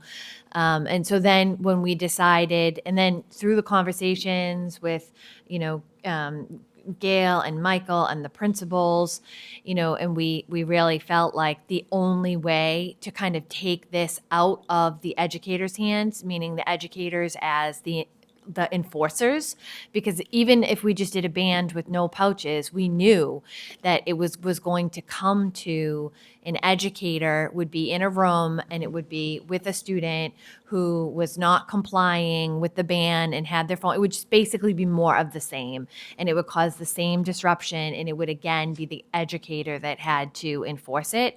And then it becomes inconsistent. Then we have a teacher who isn't comfortable confronting a student, which I think is perfectly reasonable. And so then that class, another teacher walks down the hallway and sees that class, a student on the phone, and nothing's happening. Meanwhile they're telling their kids that they can't have their phones. So we were trying to avoid all of that. And then when we looked, we knew that the Yonder pouches was the pouch that pretty much everybody is using. So, we talked, like I said, we talked to the Taunton principal. I think there's other pouches out there. We honestly didn't really look too much at them because that was the one that was like the most highly recommended. Thank you. Mrs. Perdios? All right. I have a lot of questions. I'm sorry in advance, but I just want to really be sure I understand it.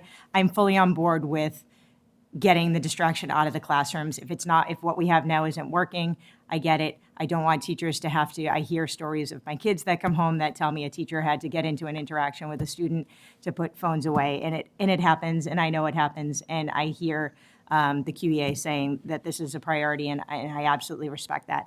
I just want to make sure that when we put this through, that we've thought it through everything, so hence all of my questions. So just bear with me a little bit. And they're probably in no particular order, but so if there's a violation, who will enforce that now? So if somebody is found to be in the bathroom or in the hallway on their phone, walk us through what happens. It would be security, or the deans, which is what happens now when something like that happens. So it would be one of them. They would, if security interacts with the student, they get brought to the dean, and it would be the dean. And then obviously if it was a significant issue, if the student was being, very disrespectful or something like that, it may go to the principal or the assistant principal. But the enforcement would go with the dean, and if it would be the deans that would enforce it. And if, say, a teacher sees a student, our approach would be that they would refer it to security or refer it to the dean, and that they would handle it. And we actually talked about that, because that's the whole point, right? So, that would be the deans ultimately, with obviously the assistance of security, basically bringing the student to the dean.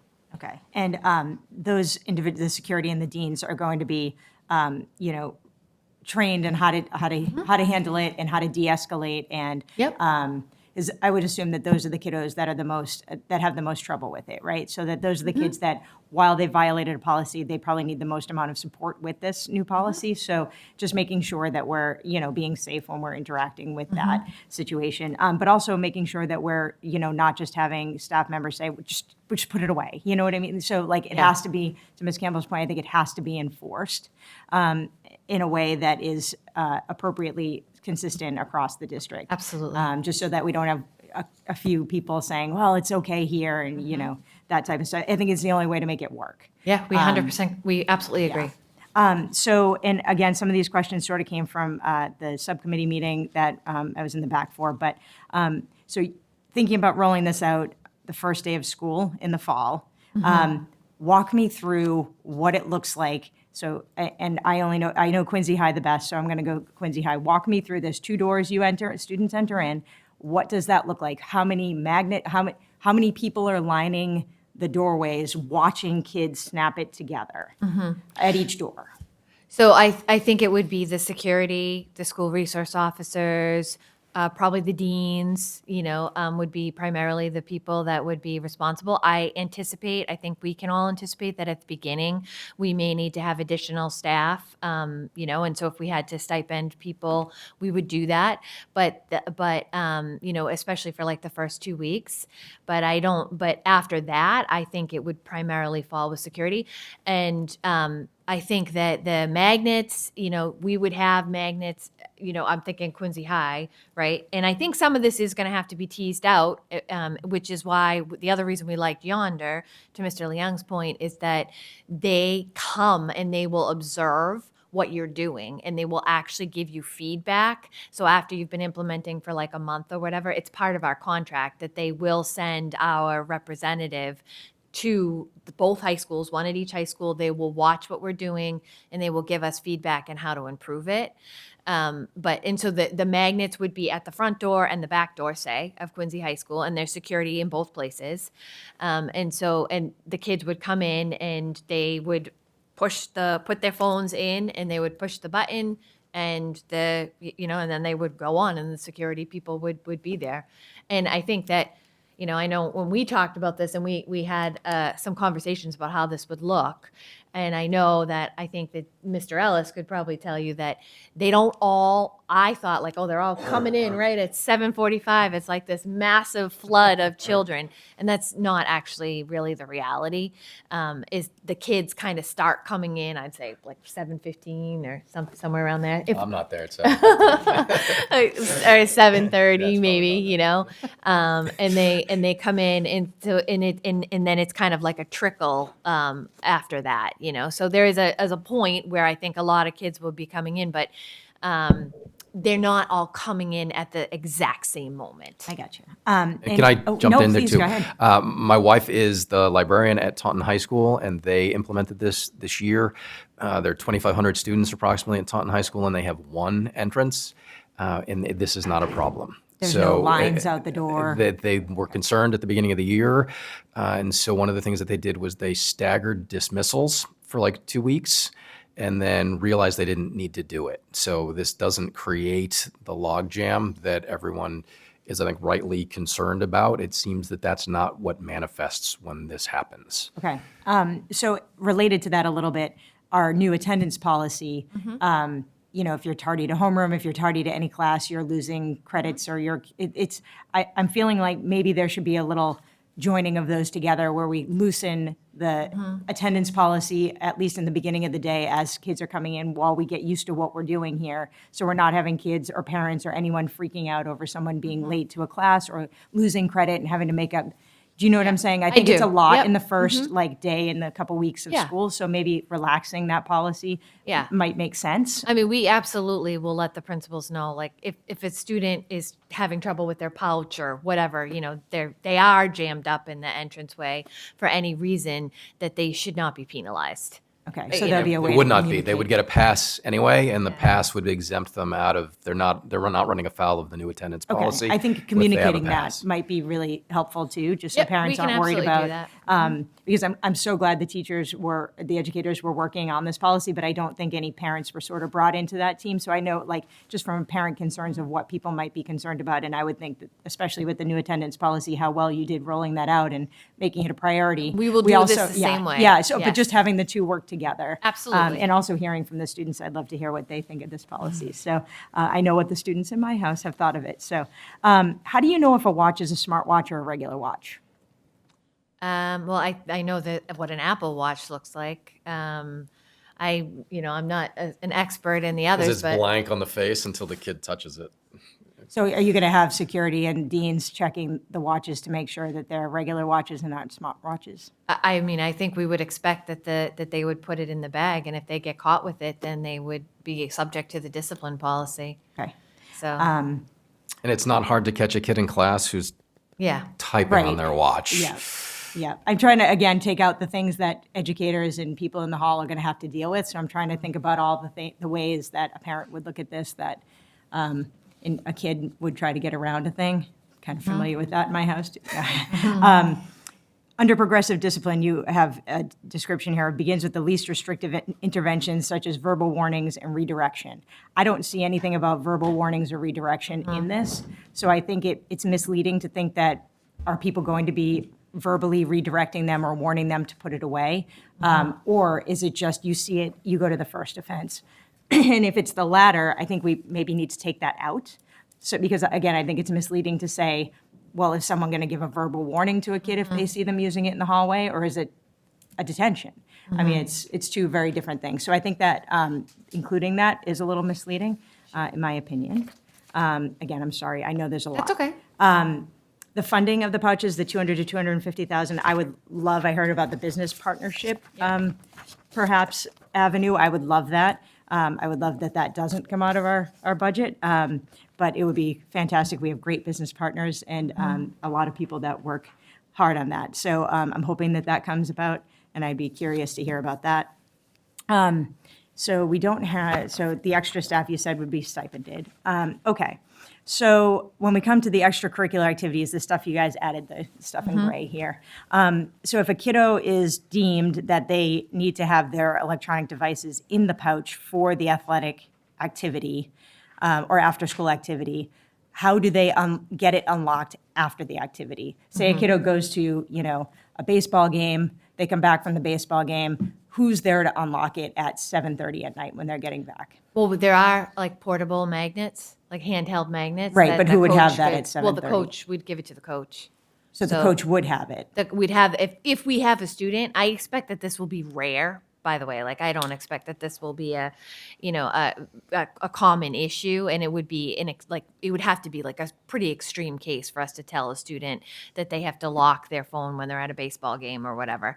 But they would, if we did that, then we would have to provide the coach with the magnet, the handheld magnet, which would be fine. Okay, all right. And you would know that that's that is happening with the kiddo on that team, so you would know to get that to the coach? Yeah, they would. I mean, we wouldn't do it without working with the coach. Like the coach would have to say to us, this is a problem. This student is on inappropriate sites, or I don't know, whatever the thing is, right? It would have to be something like really concerning. Gotcha. All right, so staying on sports, oftentimes in the spring, obviously in the fall as well, but in the spring, this spring particularly, practices get canceled, right? Kiddos need rides home, and I typically get the text at 12:30, practice is canceled, I now need a ride, or the game's been postponed, I need a ride.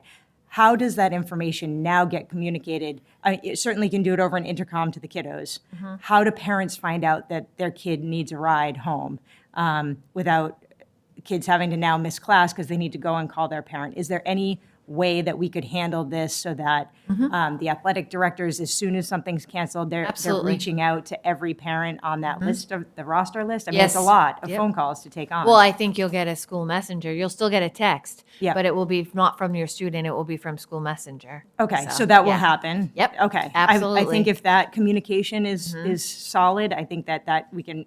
We would absolutely make sure that was solid, definitely. So we don't have kids kind of hanging out waiting for. It's pretty easy. We can set the groups up in School Messenger. Okay. And they just basically type in what when Mike's used it, they can type in what they want to send, and off it goes. Okay, great. How are the phones stored in the dean's offices or the administration office if they have to be collected? How are they stored? What if they become lost? What happens? So now we're giving a student's owned device to the school. How is that stored, and how is it given back, and what protections are we putting in there? Because we're not doing that really now. I mean, I think that they do sometimes take phones away now. I do actually think they do that. If a student is having a real problem, the principals aren't here, but I can tell you at most schools, if a student is having a significant problem, they take the phone away. But now it's if you forget your pouch, which I assume will be 20% of every class in every grade from 6 to 12 will be forgetting their phone, and they will have to be collected. I don't think it's as significant as based on the people that we've talked to, I think it's really just a small handful of kids. And so they would, we would have to lock it up. And we have locked file cabinets, we have locked cabinets. So that the deans would have, or the school staff has keys to. And so we would lock them up. Okay, and put the kiddo's name on it or something, so we're ensuring we're giving the right phone back to the right Yeah, kid. we'd have to do some kind of sign in, sign out system, and to make sure that they are getting the right phone. But I think remember too, the deans know these kids, right? So it's not like it would be me taking a phone. I would have no idea, right? But they know them. So I think that, that it would be very easy for them to put a sticky on a phone and say, this is Erin's phone, Okay. And if I could jump in there again, please, go again, ahead. the Taunton thing, and I'm confirmed by, I believe, if I'm remembering correctly, the rep we spoke to, defiance of the policy is actually much more rare than you think it's going to be. Most kids are pretty compliant, and within 2 weeks, this is usually settled. That's great. And I'm sorry for all the questions because it may all be moot, but I just know people have asked me these and I myself would be concerned about them. So I want to make sure, and I would have asked you offline ahead of time, but I think the public should probably hear these being asked. I will just say also, Ms. Perdios, that Mike spoke with the Taunton principal and he actually confirmed that. Okay. That I don't know if you want to. Yeah, so as I spoke to the Taunton principal, he had mentioned, well, a couple of things. So first, the year prior to when they adopted a policy with pouches, they had just a bell-to-bell band, but without any pouches. And they found that just became too difficult to consistently enforce. So just to the early point made around consistent enforcement of this. And then the second piece is, ultimately, it's a very small percentage of students who struggle to bring their pouch in consistently, and it tends to be a repeat group. So what ends up happening, at least in this school, in their experience, is they work with those kids to almost have individualized plans. And so in many cases, there's maybe a small handful, I think he said maybe 10 or 11 kids, where it's pretty consistent. There's a specific spot they put their phone in the office and it gets locked and stored away. And so that's what, I mean, the 2,800 students in that school, and he said about 10 or 11 kids. So that's just one anecdote. And then the last piece I do just want to say, at least from the former middle school principal perspective, it was common, not every day, but it was common to have to take a phone from a student. And so we did have a sign out, or we signed it in so we know exactly whose it was. And we locked it not just in the principal's office, but within a Chromebook cart. There was like a top container. So I think that also comes down to looking at each school, at the middle schools and the high school levels, and seeing what resources we have, whether they're locked file cabinets, Chromebook carts, whatever they might be, and keeping them secure. So that was how I, as the principal at Broad Meadows, made sure that if we were taking a phone for the rest of the day from a student, we were protecting that phone and giving it back to the student at the end of the day, or if it was a repeat offender, we would just call the parent would come and get it, or we'd work it out. That's great. Okay, I'm going to blow through some of these a little bit here. So so the enforcement, just a little bit. So I guess the violations I'm fine with, the consequences I'm fine with. They seem, I get it. The only one that sort of seems a little out of line is the lost one. So if a kiddo loses a pouch, in middle school, they're getting a half an hour detention, and at the high school level, they're getting an hour detention. So if we're enforcing this strictly, and as it says, a kiddo's, we're talking about 11-year-olds at 6th grade, they lose things all the time, and your family's paying $30 for a new one. Do you then need to have a detention? It sort of feels like, you lose it, every kid loses a thing. And I sort of feel like that's the only one that feels a little out of line. I get if you're like purposely going around evading the policy and you're putting a burner phone in there and you're using your smartwatch and you're trying to get around it. But if you just lose a pouch, do we really need to have detention for that?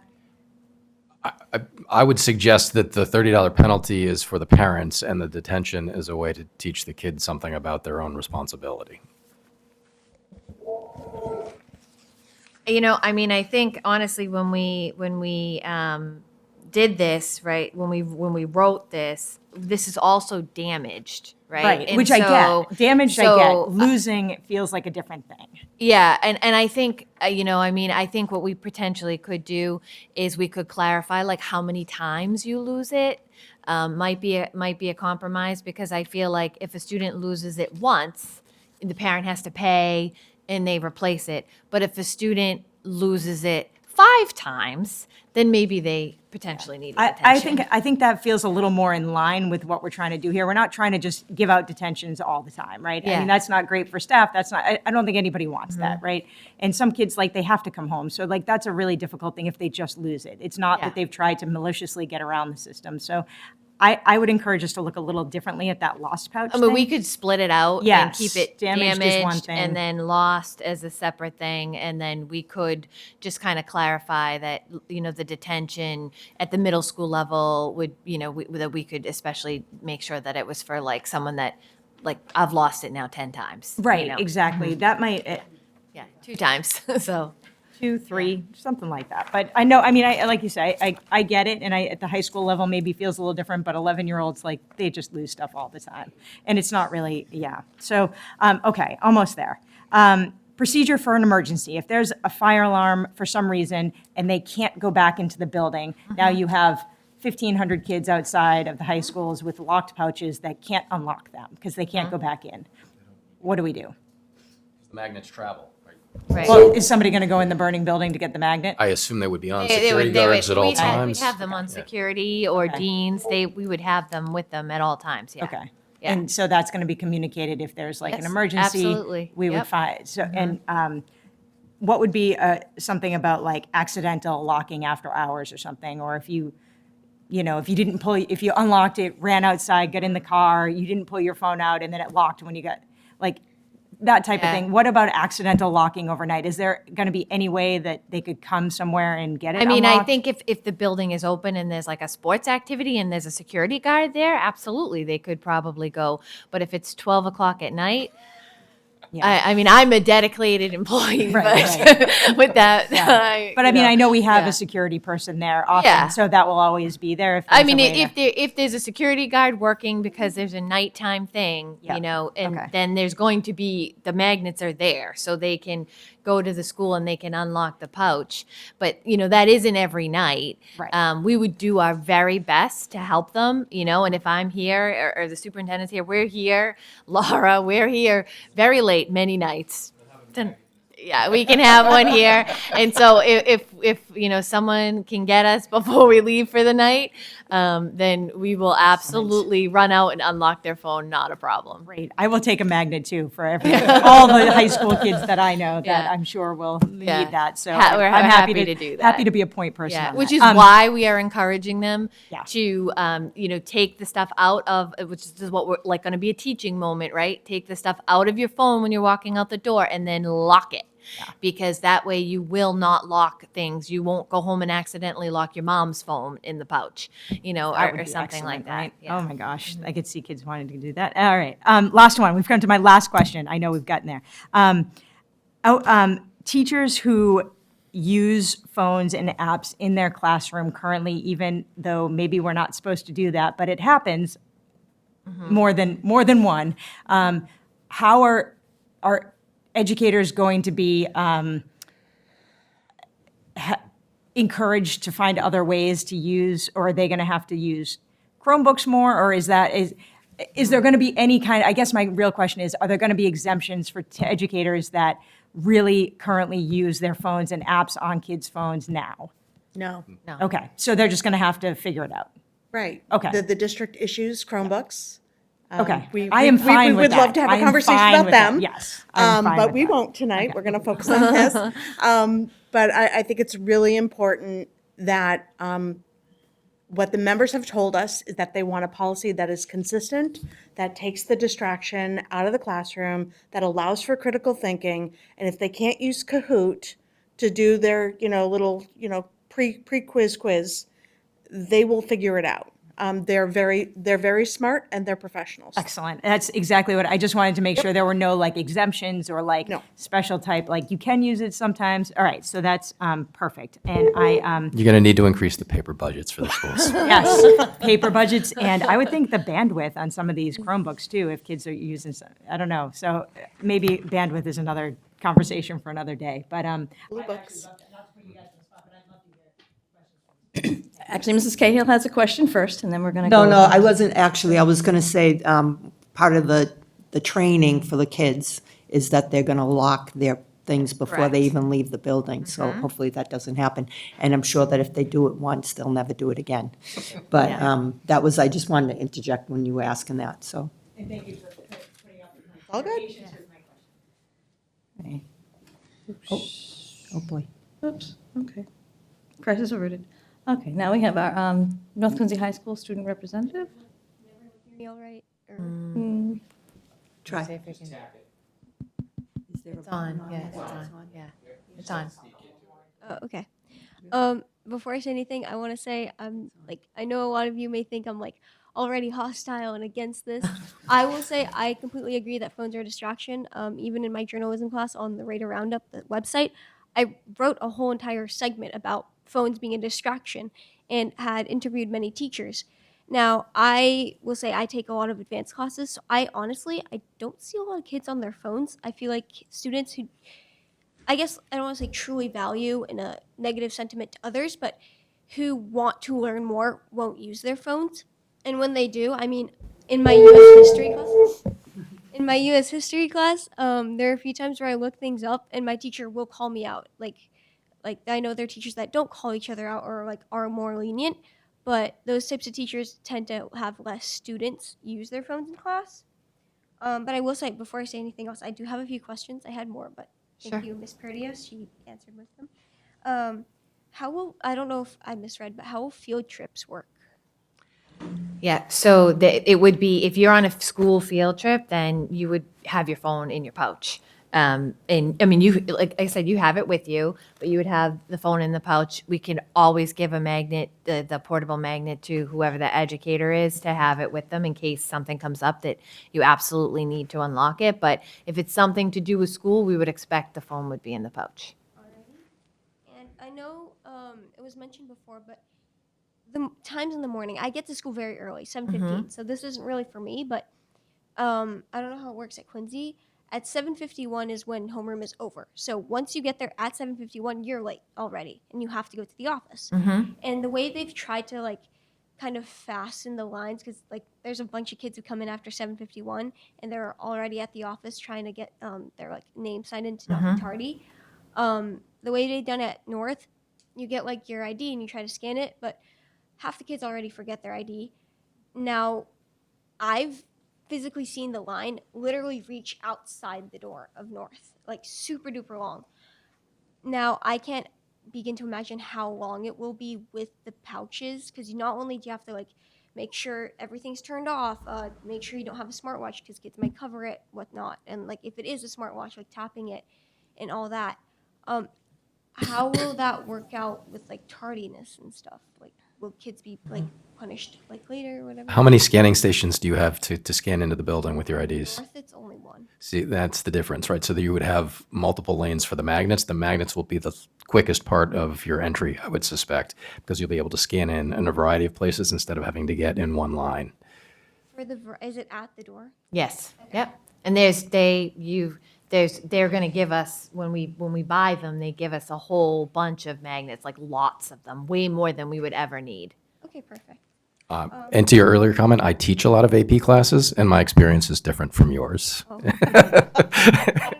I interviewed a bunch of like my teachers. I don't disbelieve you. No, it's okay. But I know I don't know, like it's different again because someone mentioned like lenient teachers, which I've literally seen so many times. Like it's not consistent where some teachers are more strict. Some teachers have already like little jails in their rooms, and some teachers don't. To go on with my next question, what about teachers who will continue to be lenient? They'll see students on their phones and maybe not contact security or feel too nervous to do so. Because, I mean, them contacting security and the security coming into the room or whatnot is still somewhat of a confrontation. So how would that be harsher? So I think that the thing is, when this happens, right, it's a culture shift for the whole school. And so they might be in one class and maybe it could happen that a teacher, that would be the case, but then they go to the next class and that teacher is going to say, how come their first period class teacher didn't notice this? Or did they notice it? Maybe they did, and maybe they reported it to the dean. And that's along the way, someone is going to say something, which is then going to prompt the administration to have a conversation with those educators and say, you have to report this. You cannot do that to your colleagues and send this person along. I do also want to point out, there's not really going to be many people for them to text or go on social media to talk to because everybody else is going to have their phones in their bag. So they're not going to get a response, So I do think that will also help. It's not like anybody else is going to have access to their phone either, You also, the teacher wouldn't have to do that right away. Like you don't have to stop teaching and say, I'm going to call security and report you. Like at the end of the period, when that class is gone, an email to whomever saying so-and-so was on their phone, they didn't lock up their phone. And then you don't have a confrontation in class because you've reported it elsewhere. Oh, and I drowned it out. How is the storage going to work? Is it going to be in a container? I've missed it. Sorry, you know what? Because we did this in a subcommittee meeting and you weren't here. That's probably why. So you did miss that part. So it's a pouch and you put all your stuff in this little pouch and there's literally like a little button and you just push the button and it locks it. And that's it. And then you put it in your backpack. Is that what you mean? Okay. It's in Yeah. our bags. Yeah, you're carrying it the whole time. We're not taking it away from you. It's your pouch. You have it for the whole year. And it's very easy. It's just a little button that they just push in. Those are really everything else I could probably read through here, really fine details. I agree that phones are a distraction. I'm not discrediting that, and I feel like I've seen this on TikTok and stuff already, the Yonder pouches specifically, and I've seen that they've worked. my only issue is I've seen like, I'll say it with like my school bathroom. The third floor girls' bathroom always gets shut down because of other people's wrongdoing, and I always get pet peeved because I never do anything wrong. And I feel like a bunch of other students also get like kind of punished for other people's wrongdoings instead of those people being called out. And I feel like even with the attendance policy, it affects me because I'm a junior, and I know seniors this year don't have it as harshly as everyone else, but the attendance policy, I'll say, for example, kids who want to skip don't really care that much about the punishment. They're going to continue to skip or find a way around it. Like there's the saying, strict parents make sneakier kids. I feel like that'll only like give them more of a sentiment to continue using their phones, use a burner phone, like sneak their watches in, go to the bathroom or something just to like get a dopamine hit out of using their phones. And again, I agree that phones are a distraction, but I do find it kind of annoying because I know I don't use my phone that much. I only use it during my study periods because, again, I care about paying attention in class. But I feel like those kids who will use their phones or will skip class will just continue to do so, and it's just making it a harsher punishment for kids who like don't use their phone at all or won't be able to use it during study time. I definitely appreciate that. And I also have a current Quincy Public Schools high school student who lives in my house, and let me tell you, he's probably watching right now, and he's not so happy with me. So I have for sure heard that. I am not a very popular member of my family right now, but I think, and I hear what you're saying about the punishment, but I think that yes, in some instances, right, this will involve punishment for kids who violate it, but this is actually a little bit bigger than that. And the reason that we're doing this is because there are a whole host of kids, and I'm so happy to hear that you don't do this, that are not focusing in class and that are spending the whole time. And we're hearing that from the educators across the board. And maybe it doesn't happen in your classes, but it happens in a lot. And this is about, from me, and I think for our team, this is also about kids' mental health, right? And so I think that, people are relying on phones, cyberbullying, all the negative social media and all of the other things that happen on cell phones. And if it hasn't happened to you, I think you are a very lucky person. But we deal with it, unfortunately, all the time. And it's not about punishing the kids who are doing the right thing. It's about making a better culture and a better school environment for everyone so that kids are talking to each other, kids are socializing, kids don't need to rely on their phones. So I hear what you're saying, and from a kid's perspective, I know I can understand why you view it as a punishment, but we're really not doing it as a punishment. We're doing it to change the climate and the culture of our high schools and to make it a social place where kids interact and don't need a phone, in order to feel welcome or included or social or safe or all of the things that kind of negative things that come along with basically addiction to phone usage. No, Thank great you. questions. Quincy High student representative? Sorry.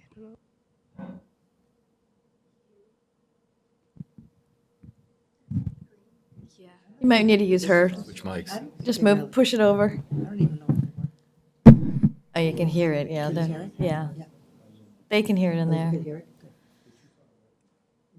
So thank you for the presentation. My only thoughts on this, I feel like it may be like too drastic of a change, like because so far we haven't had anything regarding phones. Like you could technically use it in a class as long as the teacher doesn't catch you.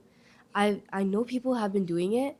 I haven't seen it a lot in my classes personally, but I know it happens in other classes.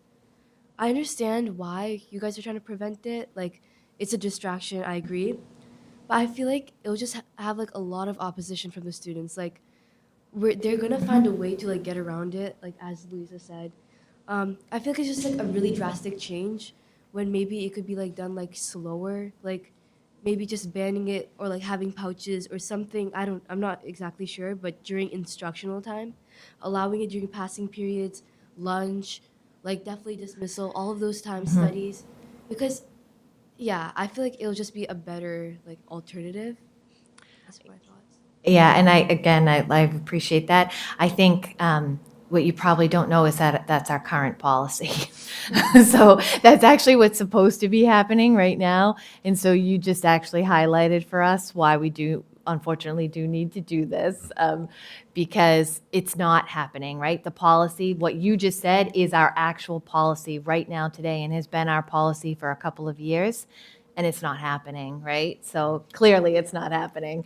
And so that's why we really feel strongly. And we know we're going to get some pushback from kids. We expect it.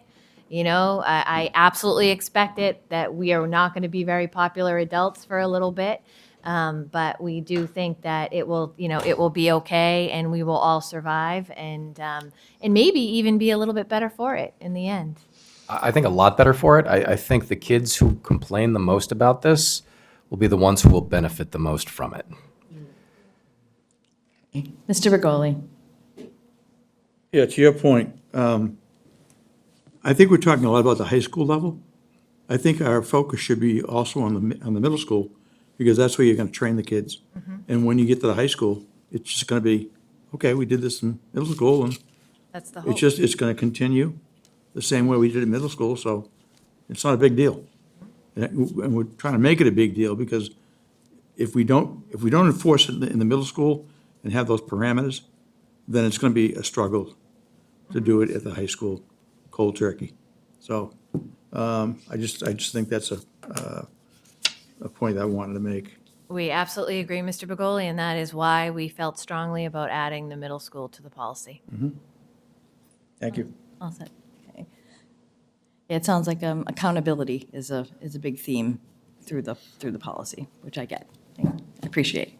Mrs. Perdios? Sorry, I just had two quick ones. One, Liuza, is that how you pronounce it? Louisa, I'm sorry, brought up about field trips. So some of the field trips the kids go on, I mean, I know, like, didn't a few of them just go to the State House or something? Or so you may want your phone to take some photos. Like, that's the only thing I worry, you know, I mean, back in the day when we didn't have phones, we would bring a camera, right? So what do we do? There are no, like, disposable cameras that kids are going to bring. So are we going to allow them to take some photos on field trips? I mean, they've always have since we were kids. You could take photos on field trips. I feel like maybe that might need to be a little more fleshed out about. Cameras still exist, so they're harder I mean, to find. you can't make a group of kids, you know. And the teacher will probably have a phone that will take photos.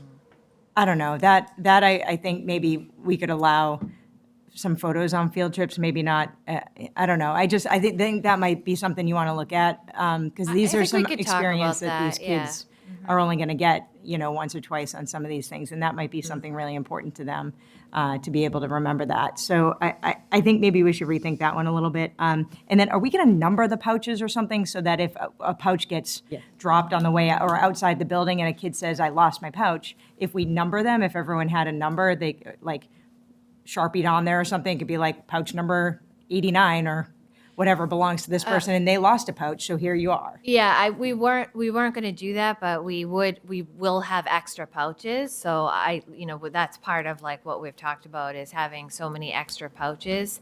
I don't think I think because if someone picks up a pouch, it's just going to go into the bin with all the other pouches, and someone says, I dropped my pouch, they're going to give them a pouch. But don't they have to pay $30 for a new pouch? If they dropped it and someone found it and we knew that they found it, then they would just give them the pouch, you know.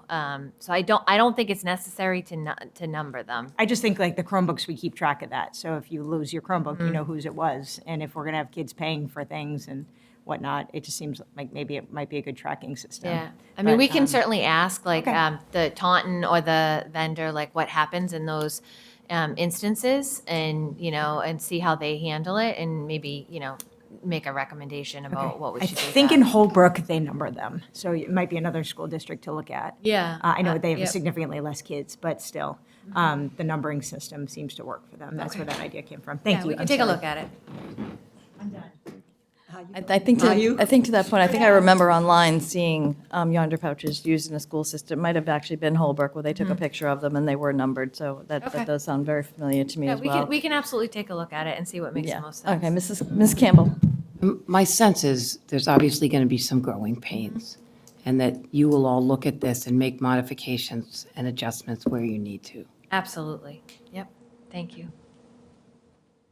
Okay, any other questions?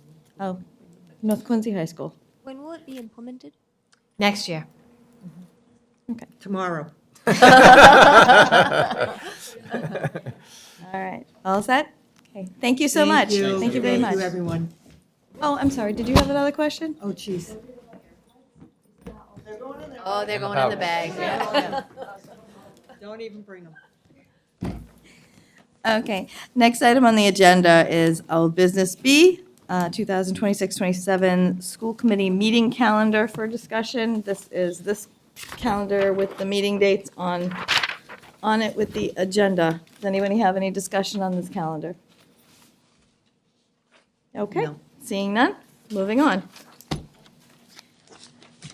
Next item on the agenda, we have the 2026-27 QPS school year calendar, which is this calendar right here, which I'm thankful to Ms. Owens for making the changes on it that I had requested, putting in the actual dates of the holidays that, or federal holidays that we take off for President's Day and Patriots' Day. They weren't written in before, and writing in the staff professional development as written out, which I had requested to make it more clarifying for parents to understand if they didn't understand what PD meant. That way it would be easier. Does anybody have any discussion on this calendar? Mr. Leong? I have a comment. So for the last few years in Quincy, no discussion on the school calendar would be complete without debating the issue of recognizing Lunar New Year as a school holiday. Every year, people would submit letters and speak at open forum asking that Quincy join the likes of Boston, Lexington, and Brookline and recognize this culturally significant holiday. And every year, the school committee has voted no. We've heard all the reasons they give for denying it, so I won't list them here. But one reason given is that it would be inequitable. In fact, I asked the policy subcommittee to consider designating Lunar New Year with an H on this calendar, and it did not get out of subcommittee with the reason given that it would be inequitable. I do not question those school committee members, past and present, in their conviction that it would be inequitable to recognize Lunar New Year as a school holiday. But as sure and as dug in that they are right, I am just as certain that I am right, that it is inequitable to deny Lunar New Year as a school holiday in Quincy. My family celebrates Lunar New Year. I went through Quincy Public Schools as an Asian American. I have 3 kids going through Quincy Public Schools now as Asian Americans. So I know about equity issues. I'm in favor of Quincy Public Schools recognizing Lunar New Year as a holiday by closing the schools on that day. But that is a discussion for next year. This year, for the 26-27 school calendar, Lunar New Year falls on a Saturday. When we vote on this calendar at the next school committee meeting, I will propose an amendment to designate Lunar New Year with an H on the published calendar. This is a small, costless gesture that the school committee has full discretion over. It's one letter, but it's about recognition, respect, and representation. Anyone else? Mrs. Partios?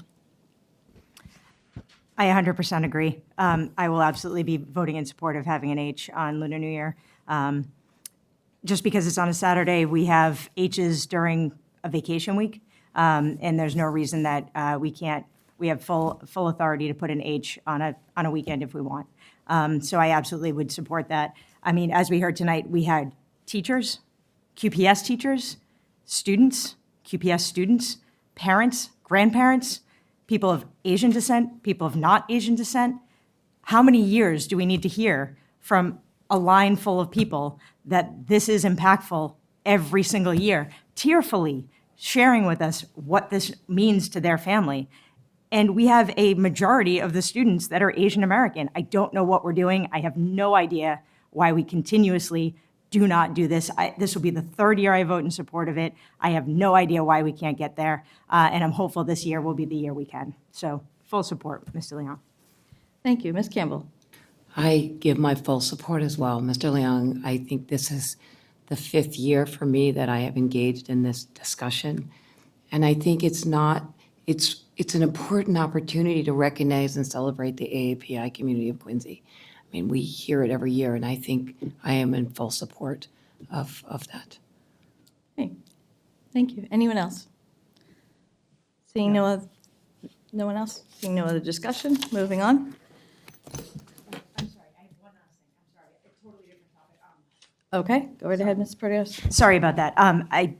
Not on Lunar New Year, but just as a correction or just something to put on there. Oh, I'm sorry, this is actually the next item. I'm sorry. Next item, I apologize. Okay, thank you. Okay, moving on to the next item on the agenda is the proposal revision to School Committee Policy, Section 9.4, School Day. Mrs. Perdios? Sorry, I referred to the calendar. That's what my mistake was.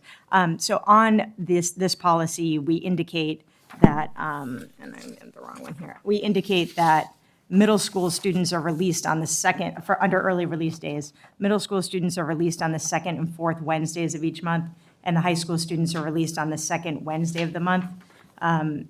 From September through May, and also the fourth Wednesday of January. That actually doesn't align with the way the calendar works for 2026, 2027.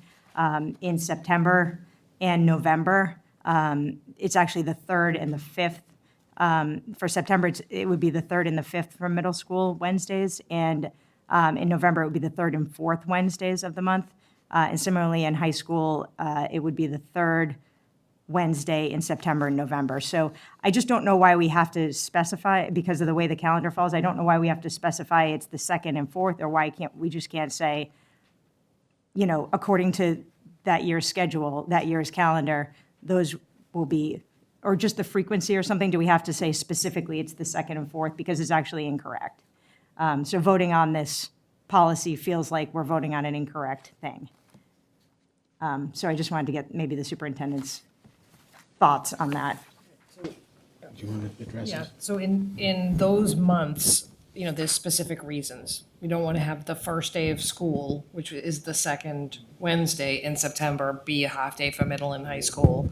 And then in November, I believe the alteration is because Veterans Day is a Wednesday this year. The last sentence of the policy says the early release day schedule may be modified at the superintendent's discretion with the approval of the school committee.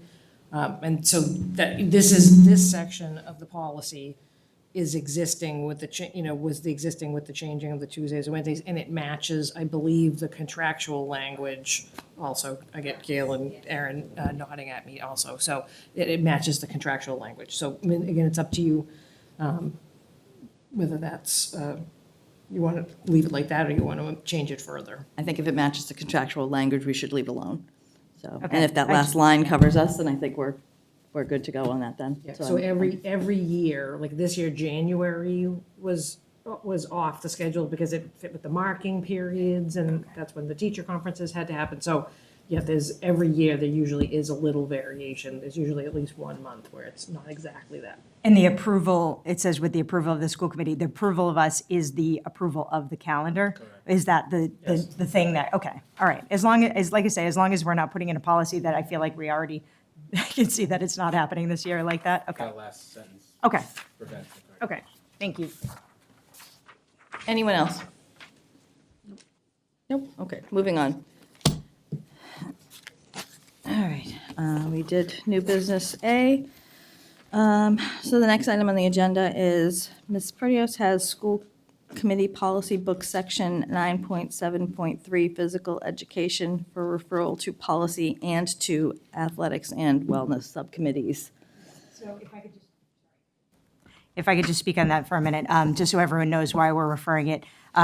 It's actually fantastic news that we are, for multiple years, I feel like I've heard parents ask about, why does my student have to take phys ed if they're in a high school sport, if they're on a high school sports team? And we have found out confirmation that we do not have to have that. So if a student wants to keep taking phys ed, absolutely they're able to. But if they participate in a full season of a high school sport, they will be able to get a waiver and not have to take phys ed. So they could use that time as a study, assuming that, there's a lot of time that students spend on the bus and at an athletic activity, so it will give them a little extra time to study if they want that. or the phys ed if they want a little extra exercise. So it's fantastic news. I'm really excited about it, and I'm really glad that we can refer it.